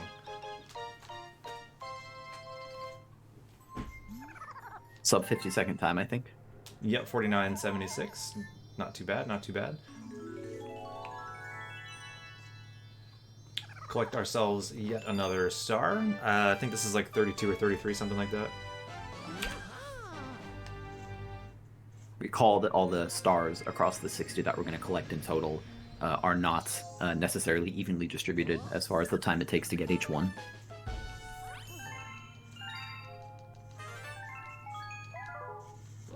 Alright, so now we're going to be going into kind of like a small galaxy. There's only 2 stars in here. Buoy base, there's 1 secret star and 1 normal star we collect. They're both pretty short, but they require a lot of swimming, which I think pretty much everybody who's played 3D platformers know 3D swimming is never super precise. You can always be a little bit finicky. So both of these we're going to be jumping down into the water and luring a little homing torpedo enemy after us to get it to break something for us. So we're going to be doing the secret first, which is going to just be down into the right here. Sometimes this torpedo can give you quite a bit of trouble.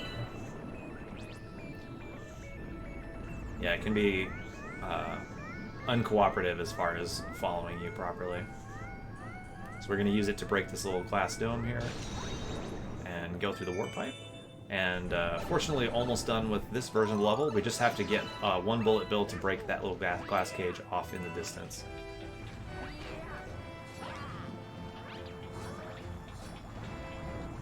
Nice job avoiding the big Little electricity ball thing there. Yeah, you saw me took like a little bit of a detour to the right, because if we had just gone straight at it, the bullet bill would have collided with the enemy there, and I would have had to go back and get another one. So as we said, that's the secret. Now we're going to be doing an actual intended star and buoy base.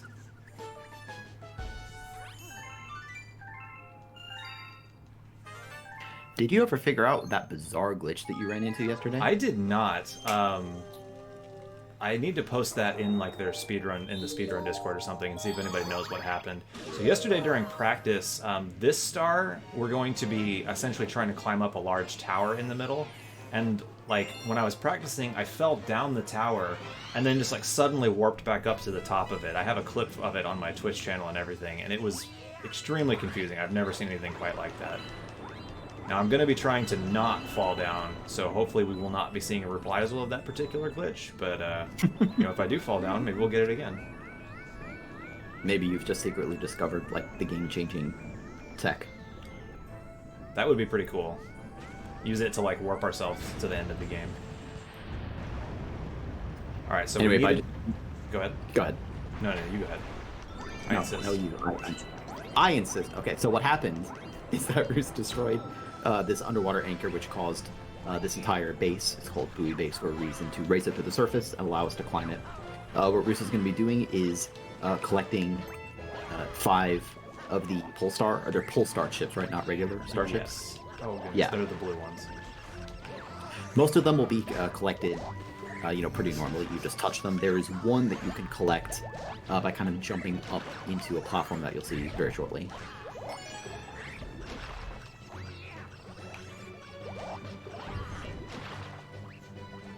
Right here. Oh, I'm sorry. I'm on the wrong Right one. here. It's one more over. There we go. The eventual target's going to be the top of this base once we collect all 5. That's where the thing will spawn. Alright, so we've now collected 4 of them, and the 5th one is up at the top here. Oh, goodness. Can't get a wall jump on that surface for some reason. Hey, Terra finally got his multi-level chat emote. Well done.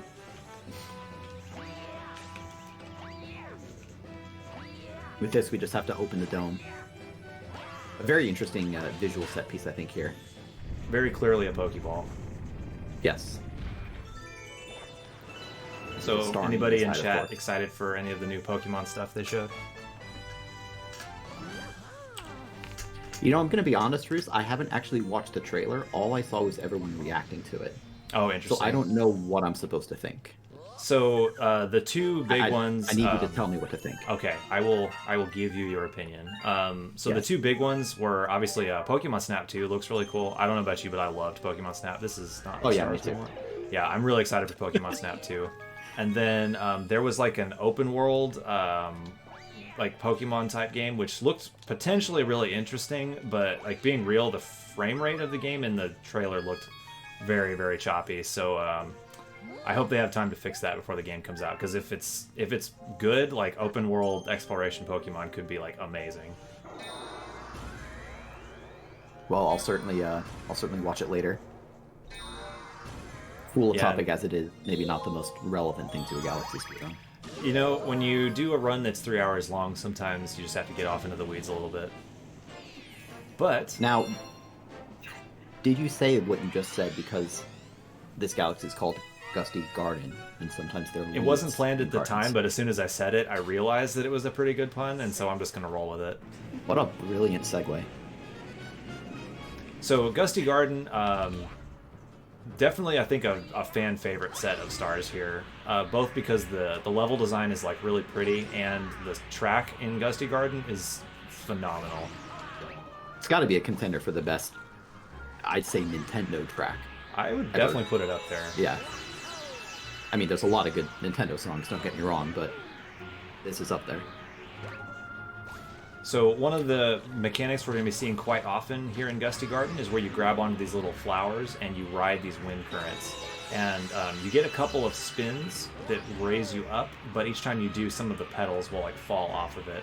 And once they're completely out, you just fall. So you got to try and make sure you get far enough along before you run out of those to get to where you want to go. We did a small skip there where we like bypassed a couple of these planetoids by preserving our horizontal distance long enough to get our gravity well over to that final one there. Right here, we're about to about to catch a bunny, and I'm going to be really, really careful to talk to this bunny from as far away as possible, because if we do, once the chase starts, the bunny will just stay stationary, and we can try and snipe it and not let it get away, because if it does get away, it's awful. There we go. Nice job. That's not easy. Yeah, like this is that's one of those ones that like it's really nice to like if you get the setup, it's very very easy, but if you don't, it can become disastrous. I want to kind of point out, this is I think an interesting point in the run because so far we've, from a handful of galaxies, we've collected 2 or maybe 3 stars. At this point in the run, we're going to start spending quite a bit more time in galaxies individually, collecting not only a handful of stars, but ones that are secrets or using comets. So we'll still be ping-ponging around to different galaxies, but you'll get to see quite a bit of a number of these late game stages. Yeah, well, for a mid to late bit game here, stages. we're literally just going to be like doing full runs of each galaxy as we come to them. Which I'm cool with, because these are some of my favorite galaxies. Particularly, like, Freeze Flame is the one after this, which I really, really enjoy. Yeah, I do too. It's a cool one. Alright, so this has some of the trolliest stuff going on. This one is going to be a level that has moles that burrow around. And what you have to do is you have to catch up to them and stomp them out of the ground and then spin attack them to kill them. The thing that makes them wonky, though, is their movement is only occurring when they are on your screen. So if you have to be like really precise with not only your movement, but where you allow the camera to be positioned, because they can so easily get out of control. Like if you let them off screen for even a moment, like they can just like suddenly be somewhere you don't anticipate at all. So the first one I should be able to meet right here and finish off, and then we're going to try and meet the next one right over here. Good. And then the third one, we got a little bit away from me here. Let's see, where is he at? Maybe we have to meet him. Okay, here he is. Okay, that was fairly quick. It was not quite perfect, but I will more than happily take that. There's been times where I've lost like over a minute to trying to chase these little guys down. Challenging due to how the paths wrap around that question mark shape. So it isn't as simple as, oh, just run around the other side to meet him. Darkrai, I agree. The Sword and Shield soundtrack was really nice. I was a fan.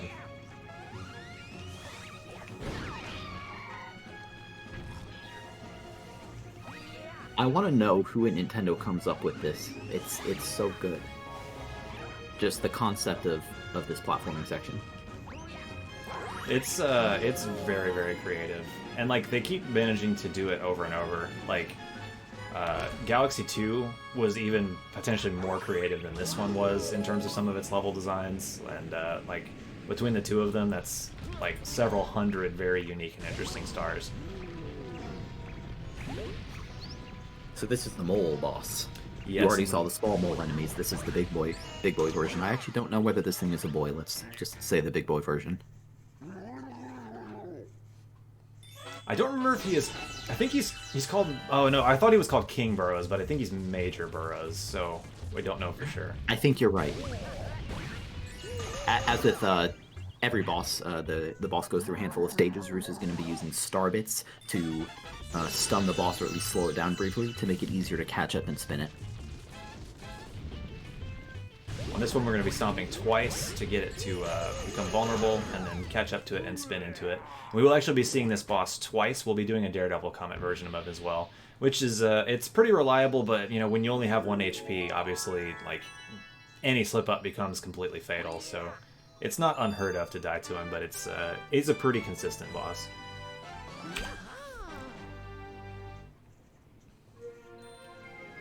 One random thing I'll point out, we've discussed star bits a number of times during this run.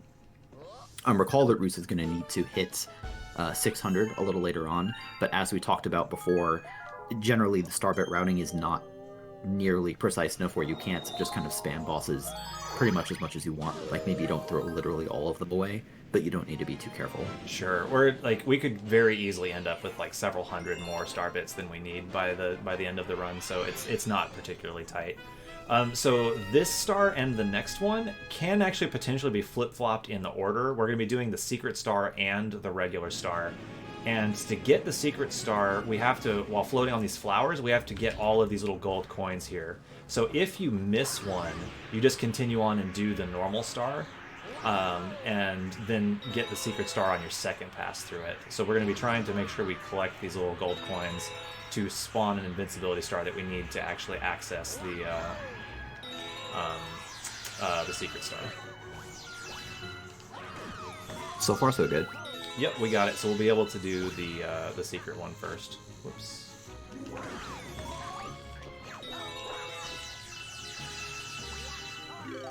This is just a very satisfying section, I think. You get to just barrel through all these things. Yeah, especially with the Invincibility Star on here. So that allows us to break that little golden chain chomp up here, and there's a star inside him that we'll be able to grab. I probably should have gone and just chased him there instead of going around the other way. I outsmarted myself there. I was like, oh, I'll go the other way so that I will meet him and increase his velocity relative to mine. But he was like right there, and I could have just gone straight and gotten him. You're just casually doing some orbital mechanics in your head. It's literally rocket science. As we said, we have 2 more stars in Gusty Garden to get. This one is going to be the one that Roos would have gotten if the Secret Star had messed up for some reason. Yeah, and this one has some a pretty interesting skip towards the end, which is quite a bit easier on Luigi. There's gonna be like a large section where we're expected to go through these multiple different gravity swaps, but with a pretty precise long jump, we'll be able to just bypass it entirely, which I will point out as it comes up. The beginning of it, though, is going to be the same as the other one. We're still going to actually try and get all of the coins, because having the Invincibility Star just lets us run through that boulder section a little bit faster. But if we don't get it, it's not a big deal.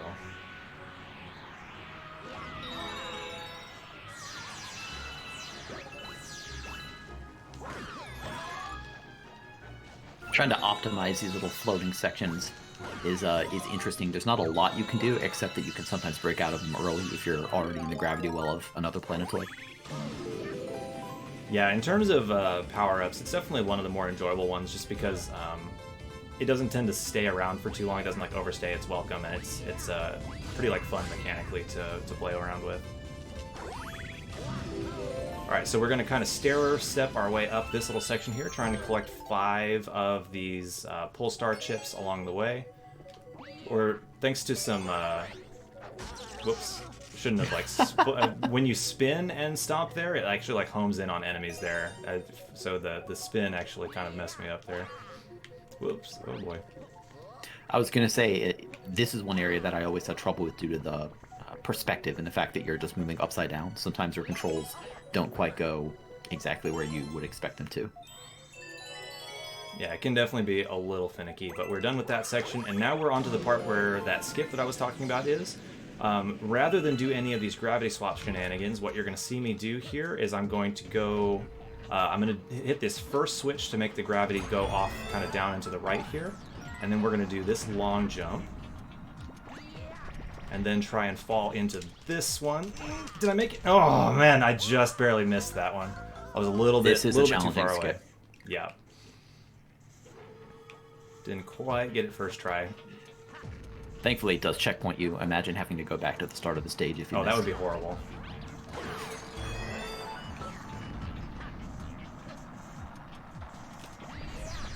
Attempt number 2. There we go. We got it. Nice job. I think I was holding the incorrect direction, momentum-wise, on that previous attempt, because I definitely could have salvaged that one. Oh boy. Getting bullied here. Getting ballied, I think, actually would be a better way to put that. I like it. I like it. We've seen bee puns. We haven't seen enough cannonball puns.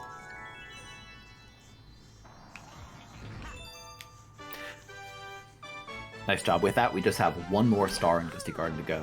Comet. Yeah, so this will be the Daredevil reprisal of our fight with the mole boss.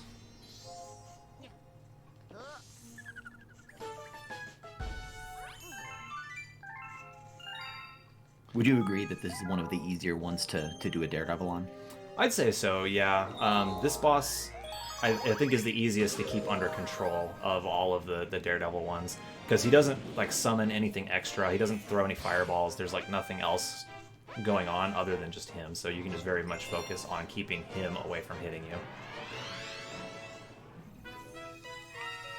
There's also a lot less drift. A lot of things in this game drift with RNG, and by drift I mean they have some, randomness in their movement on the ground or in the air. Yeah, this one is quite consistent because it will always just chase you, so you have a lot of control over where he ends up going. That poor bunny.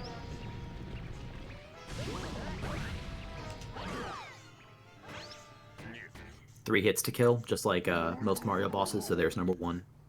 The part that can be a little risky is he will come up out of the ground a little bit sooner if you're closer to him. But if he comes up out of the ground under you, you'll take damage and die. So to optimally, you'll want to like be just barely ahead of him. And especially on this third phase, he's quite fast, so it can be pretty tough to like if you're not careful, he can definitely like catch up to you and finish you off. No Very problem clean. though.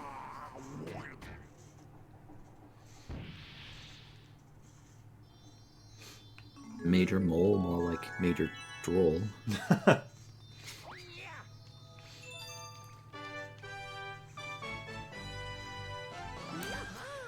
Alright, so Gusty Garden is now completely cleaned out. We'll be moving on to Freeze Flame, where we'll be doing the same to it, and then we're done with the bedroom. The other star in here, like the other galaxy here, is Dusty Dunes, which has some very, very cool stars, but they are slow, and we have absolutely no interest in going in there.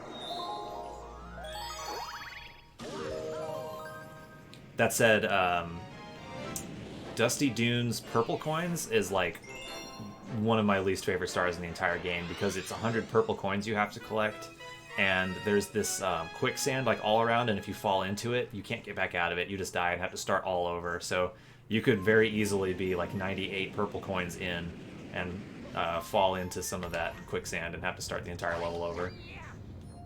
I have to say the ice skating mechanic in this game is, I think, one of the best mechanics they've had. I mean, ice mechanics are a staple in many video games, and Galaxy, in my opinion, just kind of solves it. It turns ice into a frustration, or from a frustration into something that you kind of look forward to. Yeah, like it handles very naturally, and you have a lot of control over it.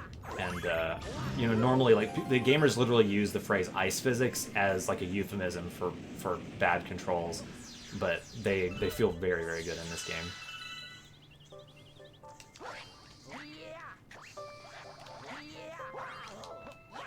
Nice wall jump here to skip over a little section.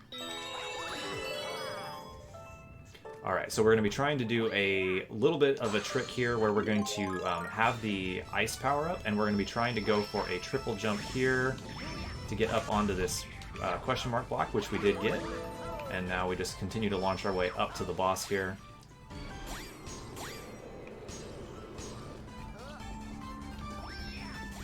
Fortunately, we got it quickly enough that we still have our ice power up for a lot of this swim here.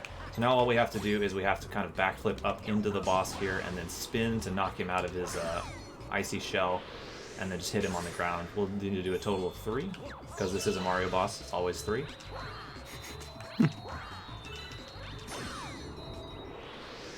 I can't even imagine a 4-hit boss. What a world that would be. Yo, nice, Pale. I'm glad you're enjoying it. Yeah, this is like a very chill run. It can get, if you're going for very advanced strats, it can become quite a bit harder, but like if you're just wanting a chill Mario experience, it's like, it's exactly what you're looking for.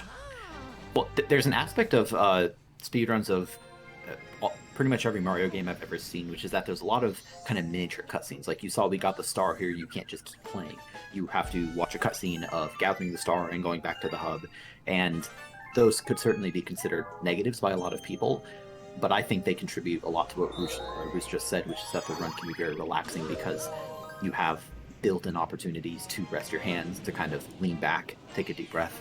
Yeah, that's a good point. They're like little micro breaks that you get just like consistently throughout the run. But they're not, a 10-minute unskippable cutscene or anything like that.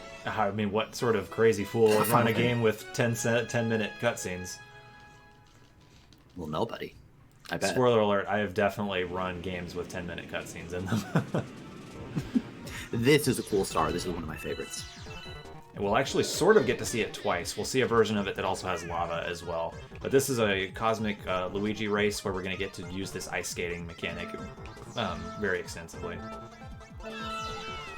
The ice skating itself is fun, but what's really cool is you get these really long-range jumps, which, in my opinion, also have a lot of visual flourish to them. Right here being a good example. Like, you could absolutely never make that jump without the ice skating. That's a big part of why it's so, I think, satisfying, is the ice skating in this game, like, improves your moveset rather than making it worse. Oh, did I not make that? Oh, goodness. Oh, not save. even close, baby. Very nice. As Roos said, that was the race version. We'll be seeing another version of that with lava. First, we've got a secret star in that first one, which has some pretty interesting platforming in it. There is when we fly in, you'll see like a very tall mountain, and we're basically going to be doing like a full scale of the summit all the way up to the top to get this secret star.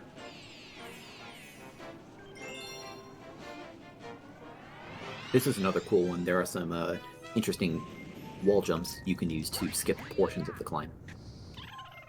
And we get to do the cool little penguin chase ice skating sequence again here, which is nice.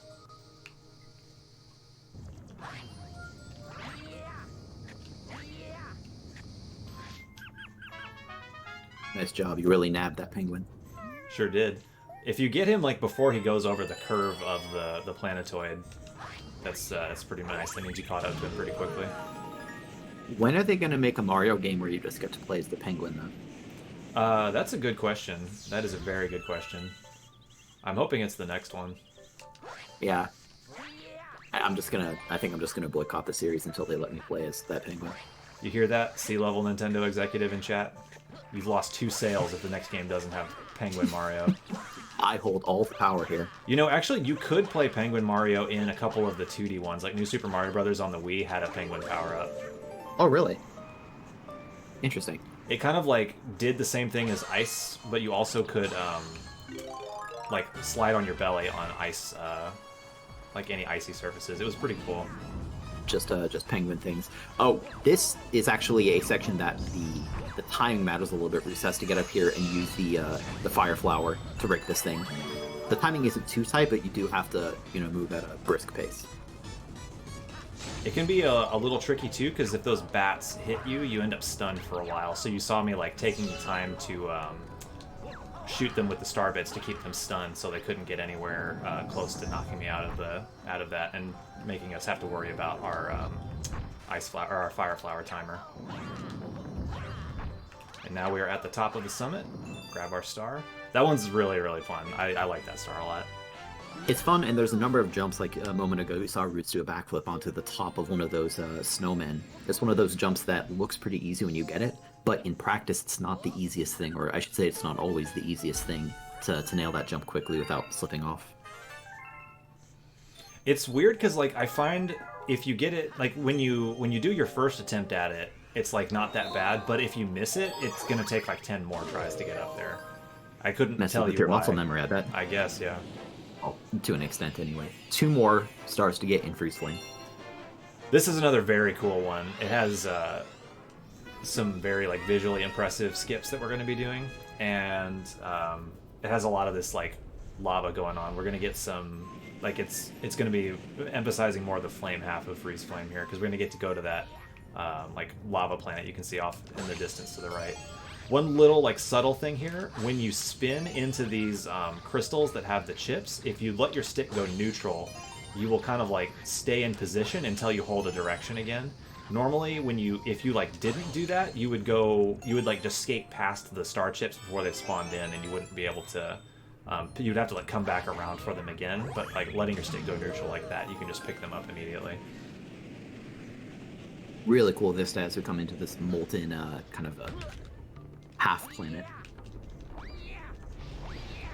So we're just mostly going to be doing some long jumps through this section here. We're going to try for a little triple jump. Very nice. Get through that. Flip-flop our gravity just... Oh no. What have we done?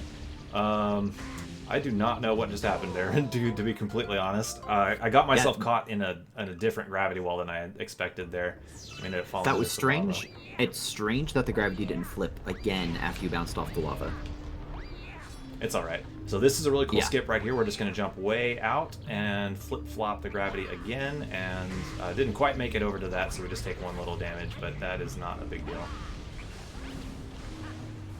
Taking the damage did cause a a cycle miss, but as you saw, not much of a problem. So one more little long jump we're going to do here and use the fire flower to keep ourselves in the air long enough to not hit the lava. And then we just have to light both of these little torches here to get the gate to open and get ourselves the star. This is not a joke question. Was that damage intentional? To bounce over? Not really. Like, I was just trying to jump over it, but if you get hit by it, it doesn't really lose you any time because it just like kind of boosts you over there. So it's fine if you get hit by it, but it wasn't like I wasn't planning to do it. Sure. 1 star to go in this galaxy. This one's going to have actually something pretty interesting towards the start. The way that the start of this level is going to work is we need to go like around the planet to the other side and get a fire flower, and then come back to the beginning and light some of those lanterns. But it's far enough away from the lanterns that you need to be pretty quick with your movement to get there before it runs out. And it's especially difficult because we are going to be... we are not going to be... There's going to be like a little gate in the way of the fire flower, and we're not going to be opening it up. We're going to be using some of our movement tricks to get over it. And the fact that that gate is in the way is going to make it more difficult for us to get back out of it again, and is going to shorten that time that we're like we're with the fire flower. So we're going to have to get our movement like pretty cleanly once we activate it. Yeah, this is definitely a challenging little segment, but also one that I think is really interesting to watch as far as how you slingshot around using the different gravity zones. All right, so that's the fire flower we want. We're going to just get over the gate here. What I'm going to do is I'm going to break the fire flower and then backflip into it. So we're going to wall jump immediately and use that to just get ourselves slightly over the gate. And now we just kind of long jump way back around here. You may notice that the camera was all kinds of upside down and weird. Yeah, that you have to kind of like switch the direction you're holding in the middle of that to keep your momentum like forward as much as possible. But we got that was very fast, cleanly. though. Yeah, that was very clean. So now we're gonna get to see the reprisal of that where we had the Cosmic Luigi race, but this time there's gonna be lava, so we need to keep the ice flower on because it's going to allow us to survive the lava by putting the little ice things down. So we need to be sure to refresh our ice flower power up, otherwise we will die once we touch the lava. Otherwise, the layout is very comparable. In fact, it might be identical. It is, other than the fact that some of them are lava. Right. There we go. Yeah, that's a very fun star. Freeze Flame, I think, as a speedrun, is possibly the most enjoyable set of stars. Or it's definitely up there. So something important to say about... I'm sorry, I'll let you finish first. Yeah, just like as a... Taken as like the whole... Like, if you just compare like whole galaxies to each other, Freeze Flame might be the best one as a speedrun. So the very important thing I wanted to mention is that if you recall Honey Hive earlier, and you thought to yourself, man, I have a really good bee pun, but I didn't think of it back then. Well, you're here at the right time. Because you have another opportunity for bee puns. And quite a long one, too. This is a fairly long star, and we're going to be stuck in bee power-up. There's no point for me collecting these star bits. We're well over our 600 that we need. It's just like so ingrained in your brain to just grab star bits the entire time. It's hard to turn your brain off from doing that. Yeah, Roos is going to be feathering the fly button rather than holding it down. Makes that fly meter last quite a bit longer. Something a little bit odd about the way the gravity works here is the fact that, like, you can see the gravity should be pulling me like straight down, but when you touch this, like, it sort of sets your gravity to the point where I'm falling towards the like surface that we're on instead. So I don't have to feather the thing nearly as much because I fall towards like that wall instead of straight down. So that allows me to conserve our bee suit timer quite a bit more. And you'll see that a lot here. Like, the game's trying to make me fall towards the wall rather than like directly below us. Now, one minor thing, I don't know if we said this explicitly, but when you land, your fly meter does not recharge instantly. As you'll see, it does take a moment. Generally, it still recharges fast enough where you can still, for all intents and purposes, just kind of keep flying whenever you want to. But it's something to be aware of to make sure you don't run out. Nice job getting rid of your star bits as well. Thank you. I had a pretty like infamous run where I made the mistake during Honey Climb of saying to my chat that it's pretty free, like there's no excuse to die in Honey Climb. And like obviously as soon as I said that, I like messed up that last little climb section and ran out of B power up and died. So like all of chat immediately clipped me saying that, obviously. Alright, Bowser 2, very, very, very cool star. And one of the harder ones. This is going to have some pretty challenging platforming, and then a Bowser boss fight afterwards as well. This probably has the single coolest jump in the entire speedrun, as far as I'm concerned. Yeah, we'll talk about it as it comes up, but it's a really, really awesome long jump that hopefully I can get first try because it's so awesome. If it wasn't apparent from the visuals, touching that purple ooze is instant death. Yes, we're going to be trying our absolute best to avoid that. Alright, there's going to be a cool little skip here where we're going to be doing a triple jump around this corner so that we can get up there. Not too bad, got that pretty cleanly. Bruce mentioned earlier the progression of ideas that many of these stages demonstrates, and these gravity mechanics certainly fit that bill, where earlier we had seen just two different directions, like up or down, or left or right, but in a moment we're going to be seeing all four cardinal directions of gravity. Alright, we are coming up on the really cool long jump here. So what we're going to be doing is there's going to be a corridor here where this little like plus sign platform is going to go through all four directions of gravity. And you can see how like it's really, really slow. So what we're going to do instead is this. Nice. Easy life. So that trick actually, that jump actually requires adjusting the direction you're holding the stick in every single gravity switch. So it's a precise long jump with 3 different times where you change the direction you're holding the stick in the middle of it. I'm very, very glad I got that one first try because it looks so sick.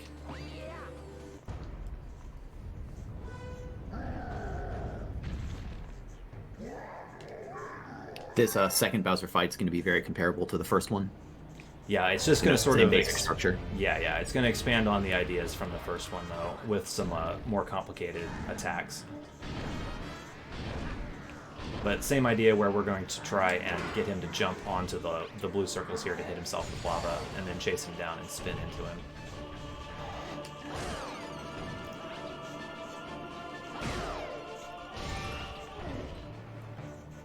The first time we fought Bowser on the first hits, Bowser didn't really spin very far away, to teach the player how the mechanic works. Part of the progression here is that the spinning is going to happen immediately. I'm sorry, the shooting away around the other side of the planet happened immediately. So this is phase 2, just about done. Oh, whoops, I completely whiffed my hit there. You do have to be careful not to take too long because they'll pop back out of it and make you redo them again. We're cutting out a little bit here by spinning into his tail there. He'll stop with the fireball animations. If you're really, really good with your inputs, you can actually spin to cancel out all 3 of those little spins into you he does, but it's pretty tough. I don't really go for it because if you get hit out of it, it loses you time while he resets up his attacks again. So I just cancel out the very last one and go from there. Good fight. Could have been worse, definitely. Sometimes the terrain on those planets can cause just a little bit of trouble. It's usually not a big deal, but the planetoids aren't completely flat spherical.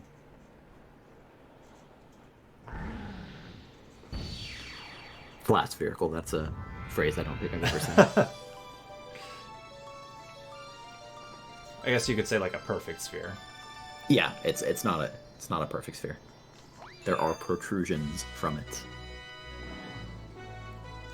Okay, so we are now done with the bedroom, and we're going to be going up to the engine room, and we're going to be full clearing, for the most part, the galaxies up there.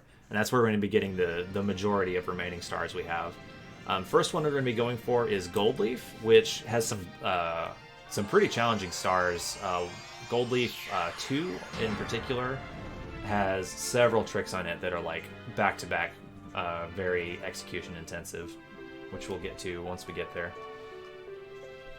Yeah, Gold Leaf is very much a kind of a reprise of Honey Hive, which I think is kind of interesting. Yeah, it's like mirrored and the palette is swapped, and then it's much more difficult stars are found in it as well. Weirdly reminds me of a Click Clock Wood from Banjo-Kazooie. It's kind of like Gold Leaf is the fall version, where Honey Hive yeah, is I spring. can see that. That's a good comparison. All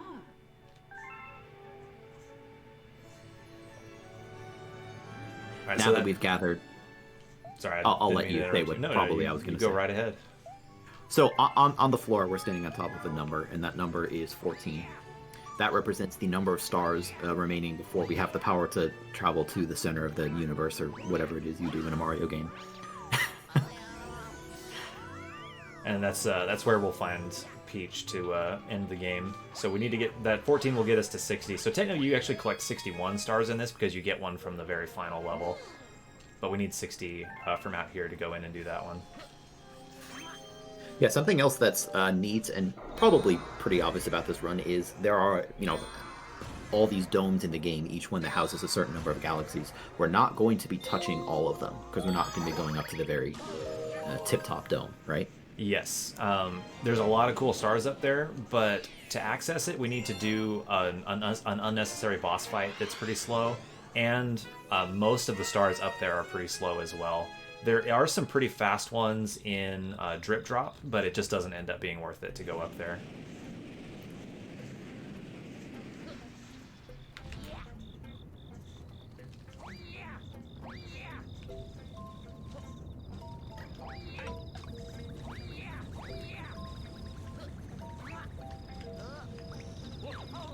I am completely forgetting which star we were on right now. I'm going to the wrong place currently.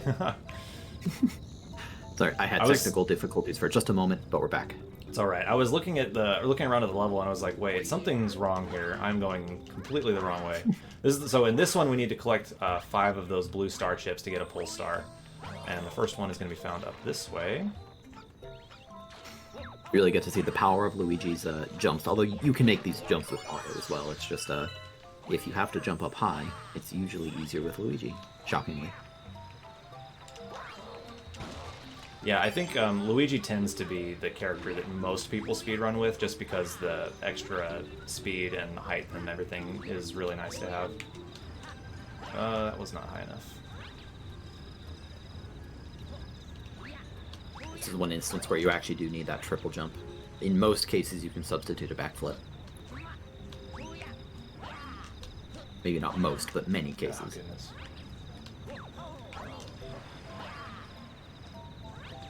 Getting foiled by the wall here.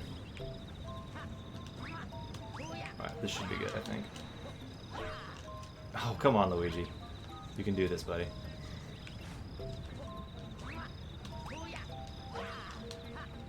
That should do it. There we go. There it is. If it wasn't clear, that's not the intended way to get up there. No, not at all. Alright, so there's our last one. I'm going to take a quick second to look off the edge of this cliff here and collect some star bits, because we're going to have to chase a bunny shortly, and it's on a perfectly spherical planet with very few obstacles to get in the way. So that means if you don't immediately snipe the bunny and have to chase it down, it can be really, really trolly and difficult. So what we're going to try and do is it's going to be directly to my right, and I'm going to go towards it and try and get it to go downwards and get sniped. There we go. Nice. Well done. Thank you. If it gets away from you there, it can be just like so difficult. It's a little bit easier with Luigi because our top speed can allow us to catch up to it a little bit better, but even on Luigi it can be hard if you don't get that snipe there.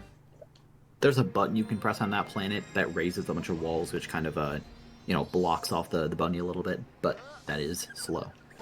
Well, slower than what Roos just did. All right, so now we're going to grab the Gold Leaf Secret.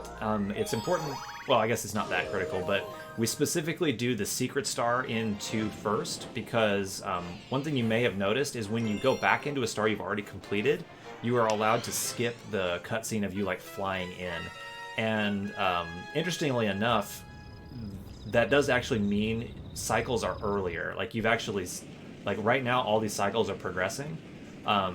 These boulders will be in the way if I go that way now, but because when I come back, I'll be able to skip that entrance cutscene, I can go that way, and those boulders will not have had time to start like rolling down that way, and they won't be in our way. So we're going to intentionally do this one first, and then come back in here, and those boulders will not be in the way. Very cool aspect of the routing, IMO. I agree. This It's one's one of those things that... Well, go ahead. This is a pretty quick star. We just have to use the bubble power up to collect this like trail of music notes here, and then it spawns the star for us. Unsurprisingly, if you miss one of these, it can be a little bit of a pain to backtrack for it. Nice and easy. All right, so this next one is the one I was talking about that has several like pretty difficult skips in a row, which we'll talk about as they come up. The first part is going to be pretty easy. We're just going to go back to that same part and head off to the left and long jump through all those boulders and stuff. But after that is when the fun really begins. I don't know, I'm having fun already. Well, just wait until you see this part. It's going to be even more fun. The anticipation is killing me, even though I already know what's coming. That's how exciting it is. Mm-hmm.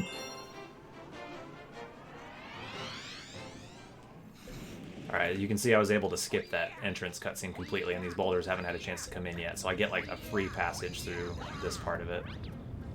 So now we're going to lure this Cataquack over. Well, that's not quite what I was trying to do. Lure him over here, and stand on this little wooden platform, and then get him to launch us the rest of the way up. And that gets us up there a little bit easier than that was with that triple jump earlier. I don't know why I'm collecting star bits. Still don't need any of those. It's just, I mean, you're playing a collectathon. It's just the instinct that you have. All right, so this is one of the really difficult parts right here. We are going to be, I need to get the camera to line up against with that like wooden planetoid up there, and then we're going to try and get a triple jump off the curvature of this grass here. Nice, got it. First try. That's like much more difficult than that made it look, being completely real. Would you compare that to the Battle Rock skip from earlier? If you can get the camera to cooperate, I think this one is a little easier. The fact that the camera is a factor, though, is like a little bit more complicated. So it's easier and harder in a way. So now we're going to grab this bee power-up. We're trying to get up to those purple flowers up there, but we don't want to have to actually do all of the puzzle. So we're going to do a little cool trick where you hit the dirt from that mole while spinning, and it like launches you way up high with the bee power-up, and so we're able to just get straight up to that and collect the star. So fairly clean for that star, at least for my skill level of runner. I'm pretty happy with that. Can I just say, Roos, that unrelated to the speedrun specifically, but when you land on that planet and you see that star hovering above the flower up in the air, that's got to be one of like the textbook moments in good game design, because you immediately know what you have to do. Find a way to get up onto the flower. Yeah, I agree. It's just brilliant. So simple, but brilliant.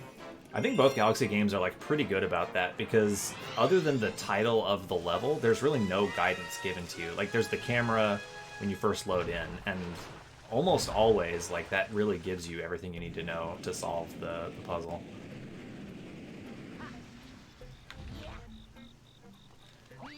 Some cool skips in on these remaining stars in Gold Leaf. Yeah, so this one we're going to be doing a little bit of a tricky jump off of this tree here. The camera actually can't go anywhere other than where it is right now, so I'm going to have to use Luigi's silhouette behind the thing to get that backflip up and onto this platform here. Yeah, you're meant to use the bee power-up for a lot of this, which is why you see bee power-ups and why there will be like little rain clouds, since as the bee touching water destroys the power-up, but we can just get around it using wall jumps and spins. I love this section of movement right here. I say as I like fail a long jump.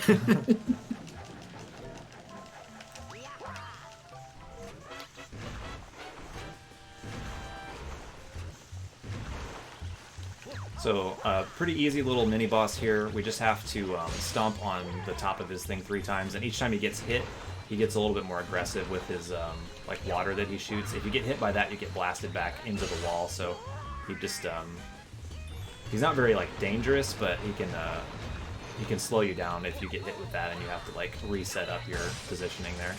But pretty easy boss, no problem. What is the intended way to do that fight? That's one of those speedrun things. Is it's surprisingly easy to forget what the casual experience looks like. Being real, I don't know. That's the only way I've ever done it. That strat in particular is one that I could certainly see a lot of casual players figuring out for themselves.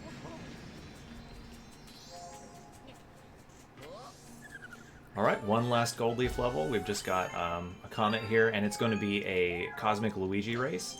This one is one of the ones that you're actually at risk dying for. The timer is pretty strict, and we're going to be going up the tree again, but for some reason in this version of it, the camera is from the opposite side of the tree. You actually like see Luigi, and so your setup is completely different. It's not the same skip as it is from the other side. Even though you're literally doing the same skip, it's your setup has to be very different. And you only get a few times to fail it before Luigi makes it to the star and you die.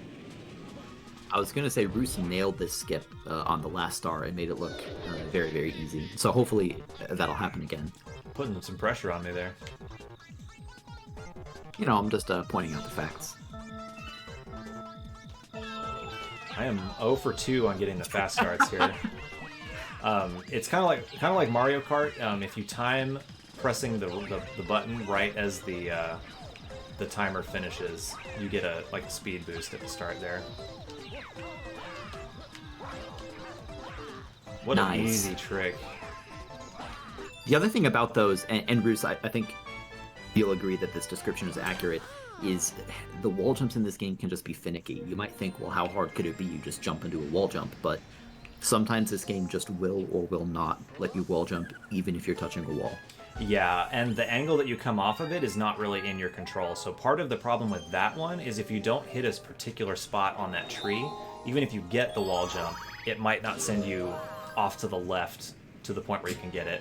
You also need to get one, you need to basically be facing the wall. So like the spot you need to pop off of and to come off with the correct angle to get a second wall jump is, it's not trivial. Boy Time is a fascinating galaxy. I think it's one of my favorites thematically, as far as the speedrun. I like these stars, but they're challenging.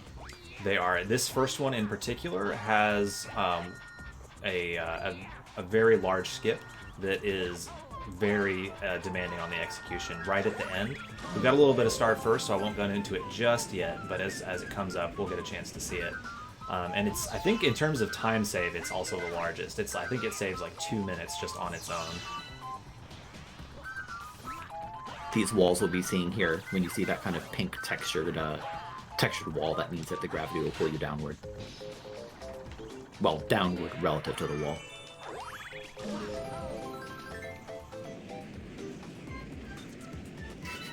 I can see you resisting the urge to grab the star bits. I just want to grab the star bit so badly, but I can't.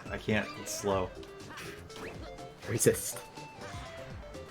Again, Luigi making short work of many of these walls. We can traverse them very easily. Yeah, we just get to completely bypass so many of the puzzles in these sections because of the power of our backflip and spin jumps and things like that. This would be another example of a stage that, personally, I don't even know what you're supposed to do casually. I guess you can probably use the little launch enemies. I believe you're supposed to use the spring power-up, which, I that. like the idea of the spring power-up, but its execution leaves a lot to be desired. It's very hard to control, and it makes you so slow.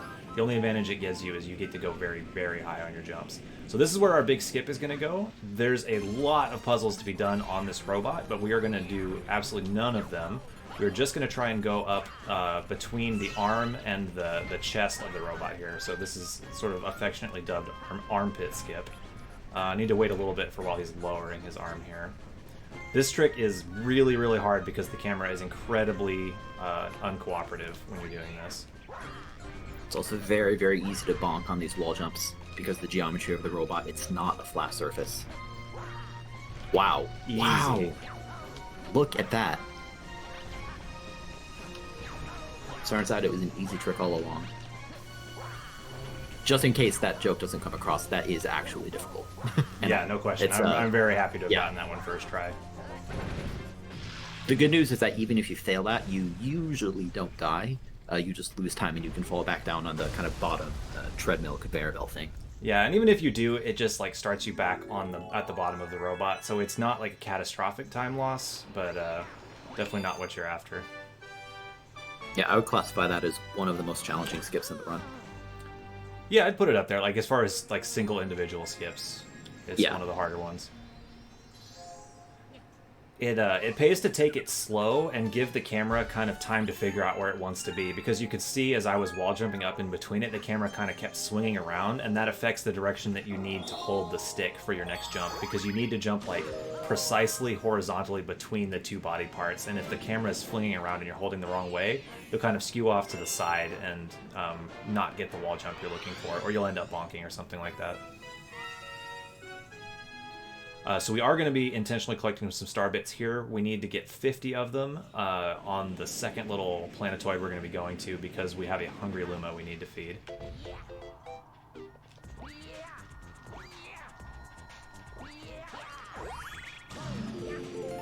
I think you're supposed to ride the train there to get on that level 1 star, but very easy to jump to. Yeah, that's probably what the intended mechanic is. There are star chips in this area, but we're not going to go get them right now because of that hungry Luma that Roos just mentioned. That's where you go. We will be getting them later. Yeah, we'll be coming back to get that one next. That's where the regular star is here. This is the secret one. We'll just we'll end up collecting them both though.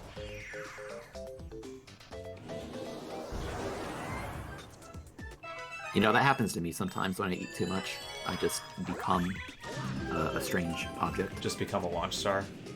Yep. Sometimes I spawn entire planets.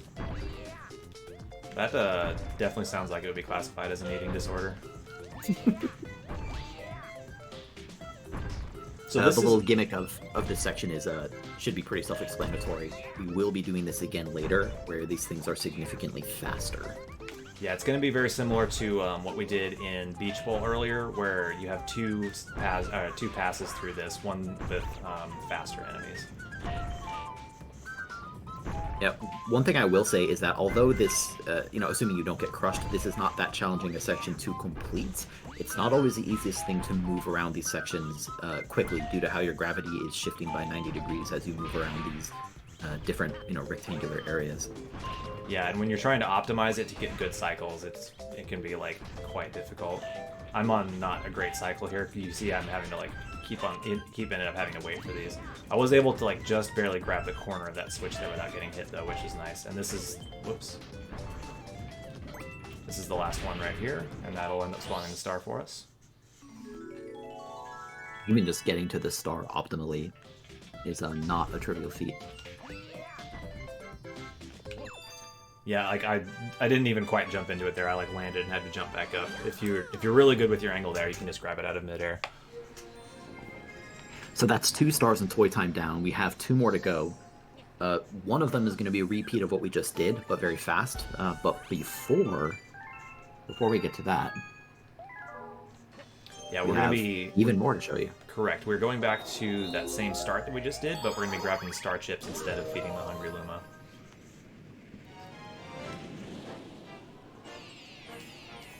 Another instance where I just have to gush again at the expertise shown in the level design, in my opinion.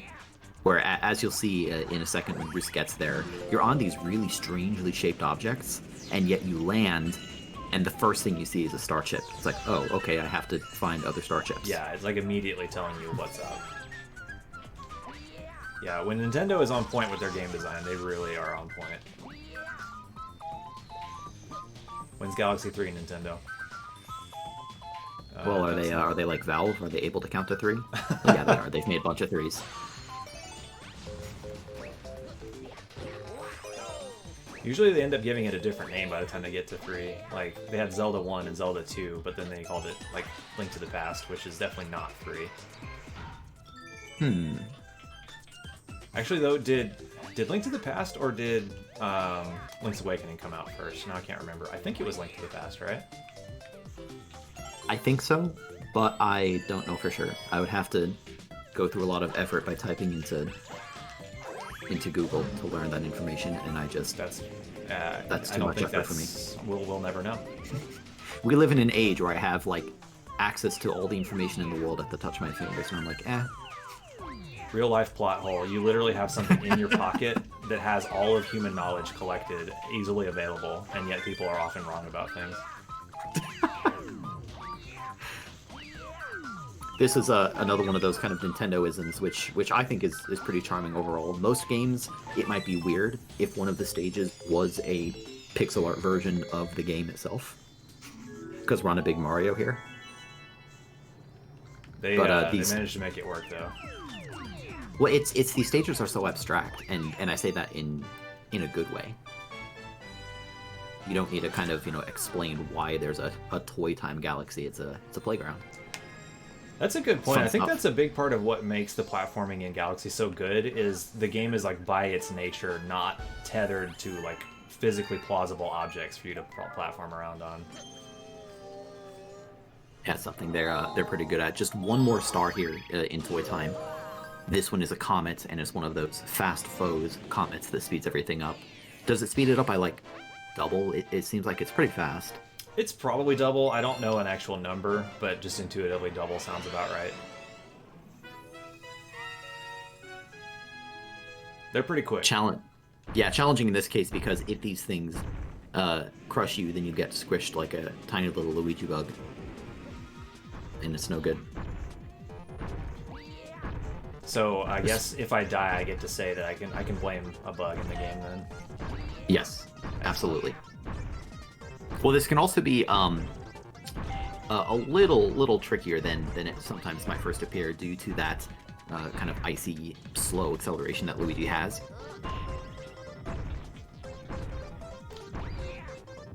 Because even though these, whatever they're called, these strange not swamps, yes. Even though they have that section of the hole in the middle, you can still be crushed by the edges. Right. So if you don't stop quite in time, you can end up kind of like sliding into under the edge and end up getting yourself killed even when you thought you were safe. Yeah. The good news is that on these sliding, spiky platforms, the fast speed actually helps because the cycles are a lot more forgiving. Yeah, they get out of your way much quicker. You can see how much faster we were able to get through that whole puzzle this time because we didn't have to wait nearly as long on any of these enemies. There's a good jump. Right into the star. That's a good question, Xana. I am unsure. Maybe they can levitate kind of like Thwomps do, so maybe they don't quite land on the ground. They go to like 1 centimeter off the ground and never touch the switches.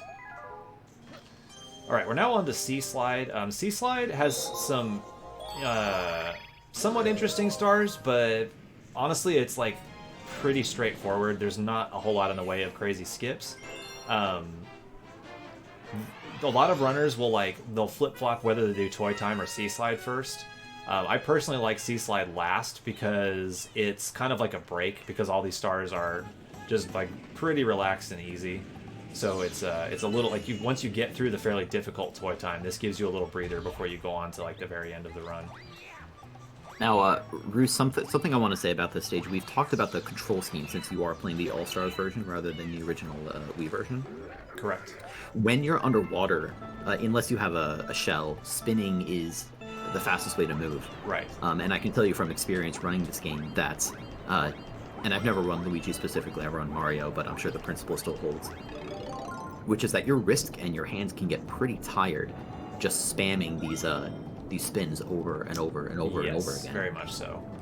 And now that it's on a button, that's way, way better. Yeah, I think the run as a whole is just like much more friendly on your hands and the controller. So if that's something that, like, if you're interested in the game and that's something you're concerned about, definitely look into the Switch version just because buttons can be a lot easier than having to like waggle the controller the whole time. Yeah, while following this this lovely creature that's dropping these rings, Roos is actually having to repeatedly slow down in order to not overtake it and miss the hoops. Yeah, this is sort of an auto-scroller, at least until we get to the end, because we can't go any faster than the Orca goes, because we have to wait for the rings to drop. It is nice that they give you air. Yes, very definitely. That's more relevant with Luigi, because when we spin, we burn through our oxygen much faster. That doesn't happen to Luigi. So, like, it's very difficult to burn through all of your oxygen on Mario, but on Luigi, if you're not careful and you spin too much, that can actually be a concern. When you're holding a shell and you come out of the water, you also launch and just deck that penguin with it for no reason. Well, not actually no reason, it's because we want to get rid of it for long jumps, but it's also funny. Yeah, the shell, like, literally homes in on the penguin there. He has a bad time every single run. Don't feel too bad, Xana. We're about to have to race those guys, and if they win the race, they literally kill us. That's actually true. That's not a joke. Penguins are actually murderers. We're not going to be spending as long in Sea Slide as we did in some of the previous galaxies where we got like 4 and 5 stars apiece. We're just going to be getting 3 total here, and this is the second one. Exactly, Xana. Look, it's just self-defense. It's preemptive self-defense, which I believe is just called offense. That's the most euphemistic phrasing I've ever heard. You're under arrest for preemptive self-defense. My god. Alright, so we've got ourselves a Cosmic Luigi race here. So there is a bit of movement tech in this game called surface swimming, which, oh my god, I'm completely, like, terrible at these, Luigi? That was odd. Yeah. Now I'm, like, slightly concerned about winning this race, actually. I think we should be good, though. So surface swimming is this technique where you get, you spin exactly on the frame that you enter the water. And, once you get it, it starts rocketing you forward very fast, but you have to keep, like, a continuous spin going. And it's, oh goodness. I am actually going to lose this race, aren't I? No! Oh, that's embarrassing. Luigi just decided to take an underwater nap, which is a normal thing to do. Alright, so I believe is that 4 deaths or 5? I think it's 4, right? You said 4. Did I? Okay, 5. It might be. We finally I got don't know one! what We're number it in is. there. Nice! Yeah, surface swimming is one of those techniques, as Roos mentioned, that if you can nail it, then you can save a bunch of time, and you don't have to nail it instantly to save time, but as you just saw, this race is pretty tight with its timing, which means that if you spend too long missing with surface swimming, you're not going to be able to catch up. Yeah, and I find it more difficult on Luigi, both because you have to be continually spinning while you do it, so while you're trying to get it set up, you are just, like, burning through your oxygen supply incredibly fast. So you have less time to get it going, and I don't know that there's any reason this should be the case, but I just find it much more difficult to get surface swimming going with Luigi. Like with Mario, I can usually get it pretty quickly, but Luigi, I have a difficult time. So rather than risk like repeatedly dying to that race, a lot of times I just grab the shell there for safety's sake. Maybe there's some like subtle differences in how they handle the water or something. Yeah, it could be. So this will be our last Sea Slide star here. This is going to be the race with the penguins that we were preemptively defensive against earlier.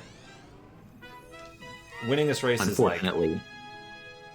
Xana, we're both doing $1 per death donations after this, and then I said if I got deathless, I would just do 10. And I think we're up to, if I'm not miscounting, we're up to 5 right now. It would be nice if decking this penguin with the shell earlier had slowed it down, but that does not seem to be true. That's not part of the Super Mario Galaxy lore. So this Sure, race you is can- like borderline trivial. We just need to grab this shell and then like vaguely aim the stick in the direction of the course, and we'll end up winning it.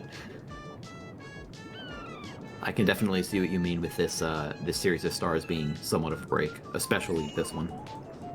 Yeah, so you can speed this one up a little bit with some surface swims towards the end, You can't do it the whole time though, because for it to work, you need to be on a flat surface of water. So even though you could technically start one at the beginning, the fact that we had to go through this tunnel means it stops being useful.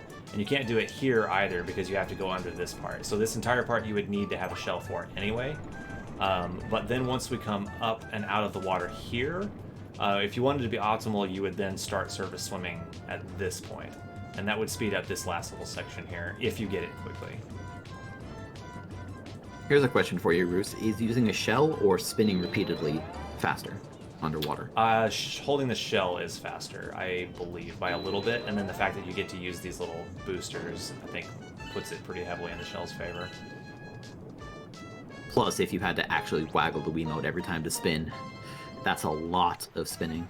Yeah, you can. That level right there is like an arm workout on the Wii version because you have to spin so much. Well, if you're not using the shell, if you're going for surface swim strats, you have to spin just constantly. Say goodbye to Sea Slide and our penguin friends. Alright, so up next is Drip Drop, which is the second of our Hungry Lumas. This is what we've been collecting bits for. This is another level that control pretty hard. It's going to be in a sphere of water, and there's going to be 3 eels that we're trying to kill by throwing shells at them. And the mechanics for these guys are similar to the moles from earlier, where their movement is affected by whether they're on camera or not. So it's really easy to like have trouble. Oh goodness. It's really easy to like end up having trouble finding or catching up to them because like if they slip off of the camera for just a minute, they can end up in a position that seems like completely counterintuitive.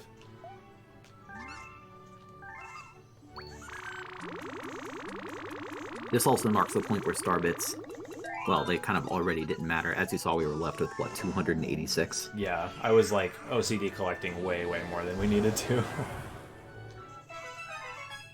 I guess for totally optimized strats, you would end up with, like, exactly 600 and just burn every single other one instead. Yeah, like to be perfectly optimal, that is what you would do. I guess the risk of getting exactly 600 is if you miss one, you would have to go back into a level and get another star bit, which would be instant run killer pretty much. Totally. Alright, so you can see the 3 eels here that we're going to have to track down and kill.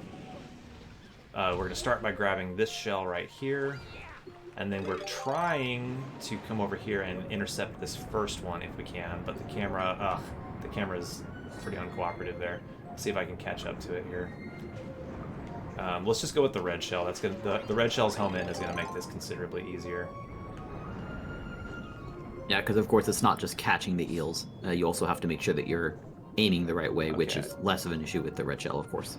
I think there was one right above me, but it got off camera long enough that it got into some kind of a weird position and disappeared on me.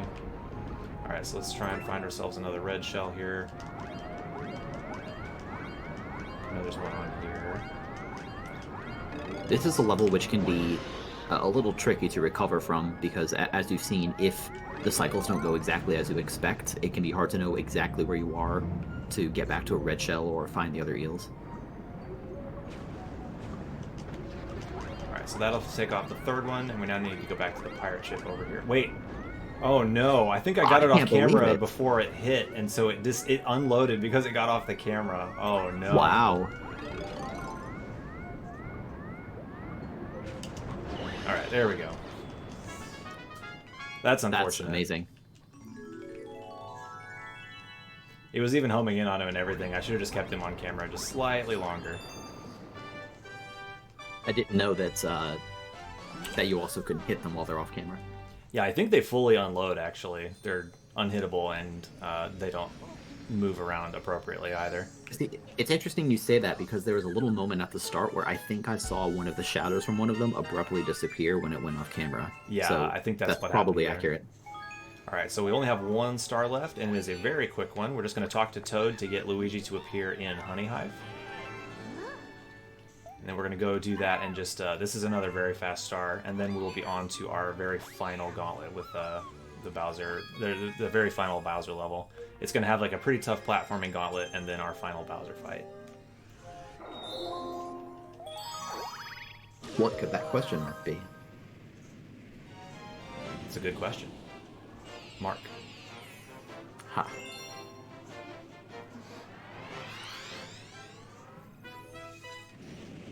Yeah, this one's not quite as fast as the Good Egg Luigi Star, but It's pretty still very close, fast. though. Pretty close. Just one little triple jump up here, and then one long jump over to here. And he's very scared of this bug right here, so we just have to knock him off the tree and force him to confront his fears. That's how you help him, by just forcibly knocking him to the ground. I mean, that's a good way to deal with phobias, right? Just, like, forcibly cause somebody to have to deal with it. Totally. I think that's what major psychiatrists recommend. Alright, so that is 60 stars. All that is remaining is Fate of the Universe, the final star. There is a fairly lengthy cutscene that we have to do, and then the level itself is decently long, so we're probably looking at, like... Oh, I don't know the exact number. We're probably looking at, like, another 5 or 6 minutes from here before time is called. Maybe a little more, I don't know exactly.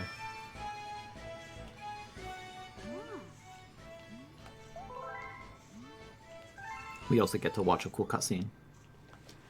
So when you're playing in another language, it's important to remember that that is like the one dialogue option in the entire game where you want to choose the right-hand option. Actually, I take that back. That is completely incorrect. I don't know why I said that. Anytime you're activating like a race or something like that, you want to do the right-hand option. All the others are going to be the left.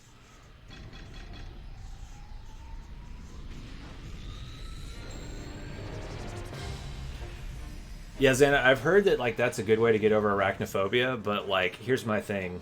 Spiders suck, and I have no interest in doing that, so I'll pass. And you would hate that one section of Dark Souls 2. Probably, yeah. I know spiders are important and they're good bugs and all, but they can go be good bugs not in my apartment. That's how I feel about bees and wasps. Well, wasps are less important. Does anybody like wasps? Like, wasps are just jerks from birth. Yep. Once a wasp landed on me outside, and I haven't been outside since. Okay, that's true. Spiders aren't technically bugs. You're right. Spiders bite before they suck. That's pretty nice. I like it. Well done.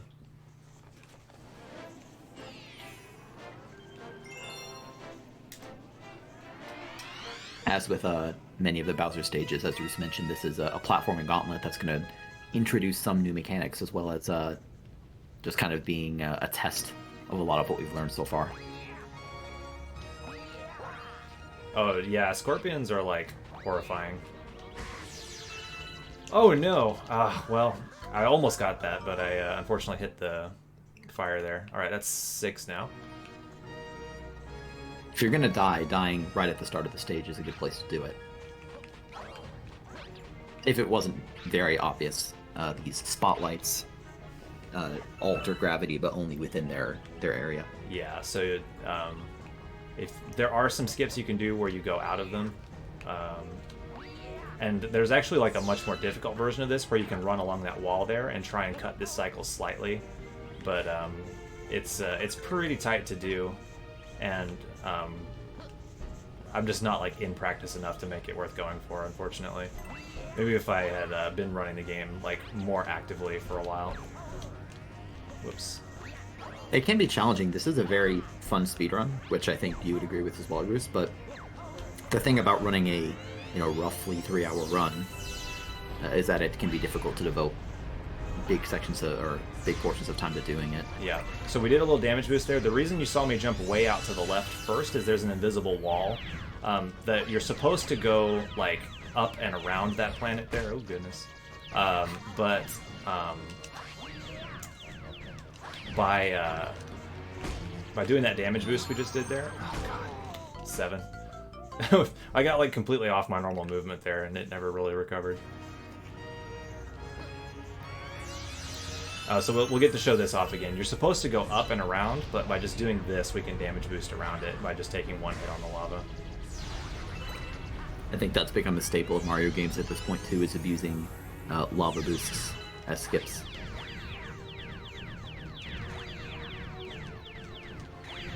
There we go. That's how that section's supposed to go. Alright, here's another one where we're going to be bypassing most of the challenge. We're just going to go up here a little bit and then long jump way over here, thanks to Luigi's very, very long jumps, and bypass most of that challenge. Is that a skip you can do on Mario, and it's just more... You can do it on Mario, it's just a lot easier on Luigi. We're going to do another intentional damage boost here because the iframes of being on fire last so long that it's actually going to allow us to get through this one as well. That's a very long time. Alright, this section here can be pretty tough. We have a lot of long jumps through this corridor here with bullet bills chasing us and a lot of lava we have to avoid. And it's semi-improvisational because depending on a lot of your movement through here, these platforms are going to end up in like pretty different positions. So here we're going to try and go off to the side of this big bullet bill and then get on top of his cannon. Oh god. Oh my goodness. I can't, like, it's not letting me go anywhere else. We're almost there. Can I make it? No.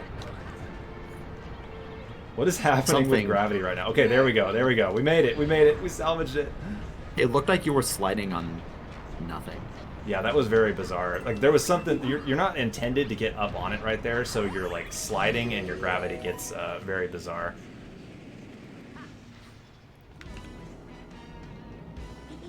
Alright, we are almost done, though. We just got to climb up these stairs and fight the final boss here.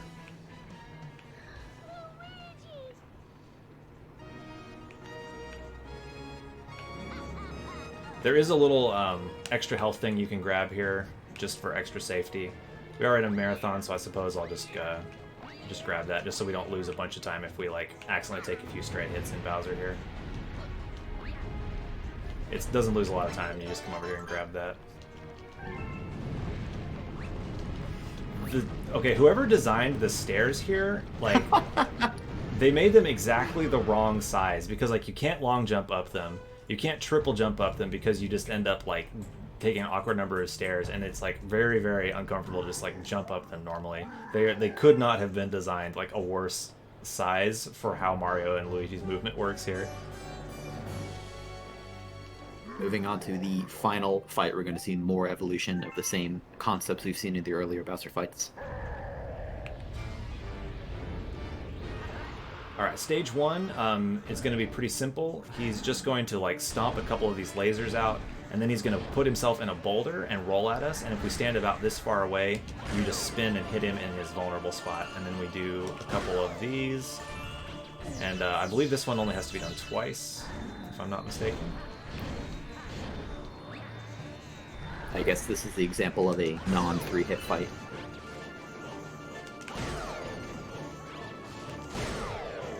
Alright, so on to the second phase. This one is similar, but we have to use these little like elasticy, stretchy plant things to hit him out of his animations. I think it makes it easier personally.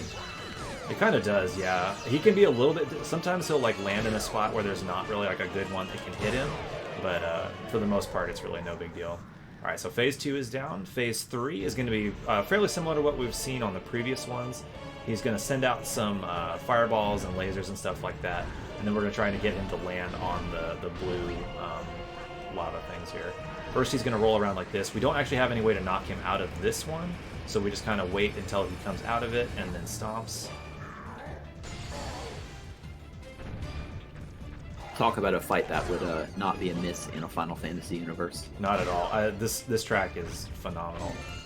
I mean, look at the arena. Yeah, they absolutely knocked it out of the park on this one. Okay, we're going to shorten his fireball animation by hitting his tail again. Now he starts rolling around. Same thing, we're just going to dodge, and then wait for him to come around and stomp on the blue one here. Huh, I thought he was going to stomp before that.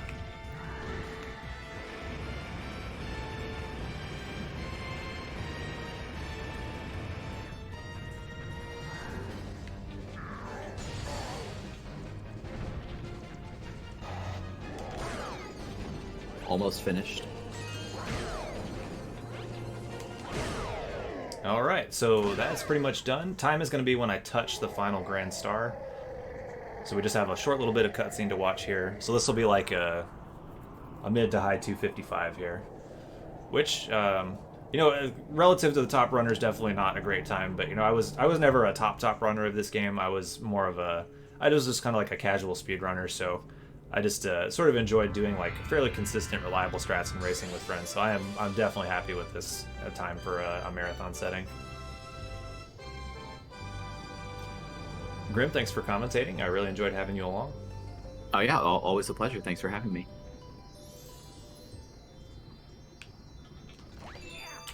255.51. GG. All right, thanks a bunch for watching, everybody. Anybody who's interested in learning this, the resources out there for learning are quite good. Just hit it up on speedrun.com, and there's like some guides on there that will show you how to go through all the stars. The community is pretty friendly and welcoming as well. It's pretty active speed game for the most part too. So you'll definitely get some help if you're interested in looking into it. Nothing silly or fun to show off, I don't think. Not that would anything would require like showing something off in Galaxy 2 or like going to a 100% file or something like that. So we'll just go ahead and call it there for the night.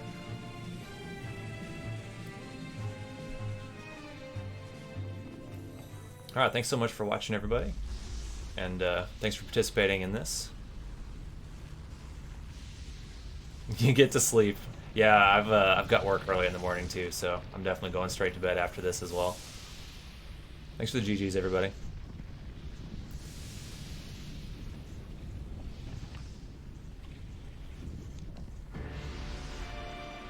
Oh, I just saw Will in chat as well. Shoutouts to Will for giving me the save file that didn't have anything on saved on Luigi that allowed us to actually like do the run.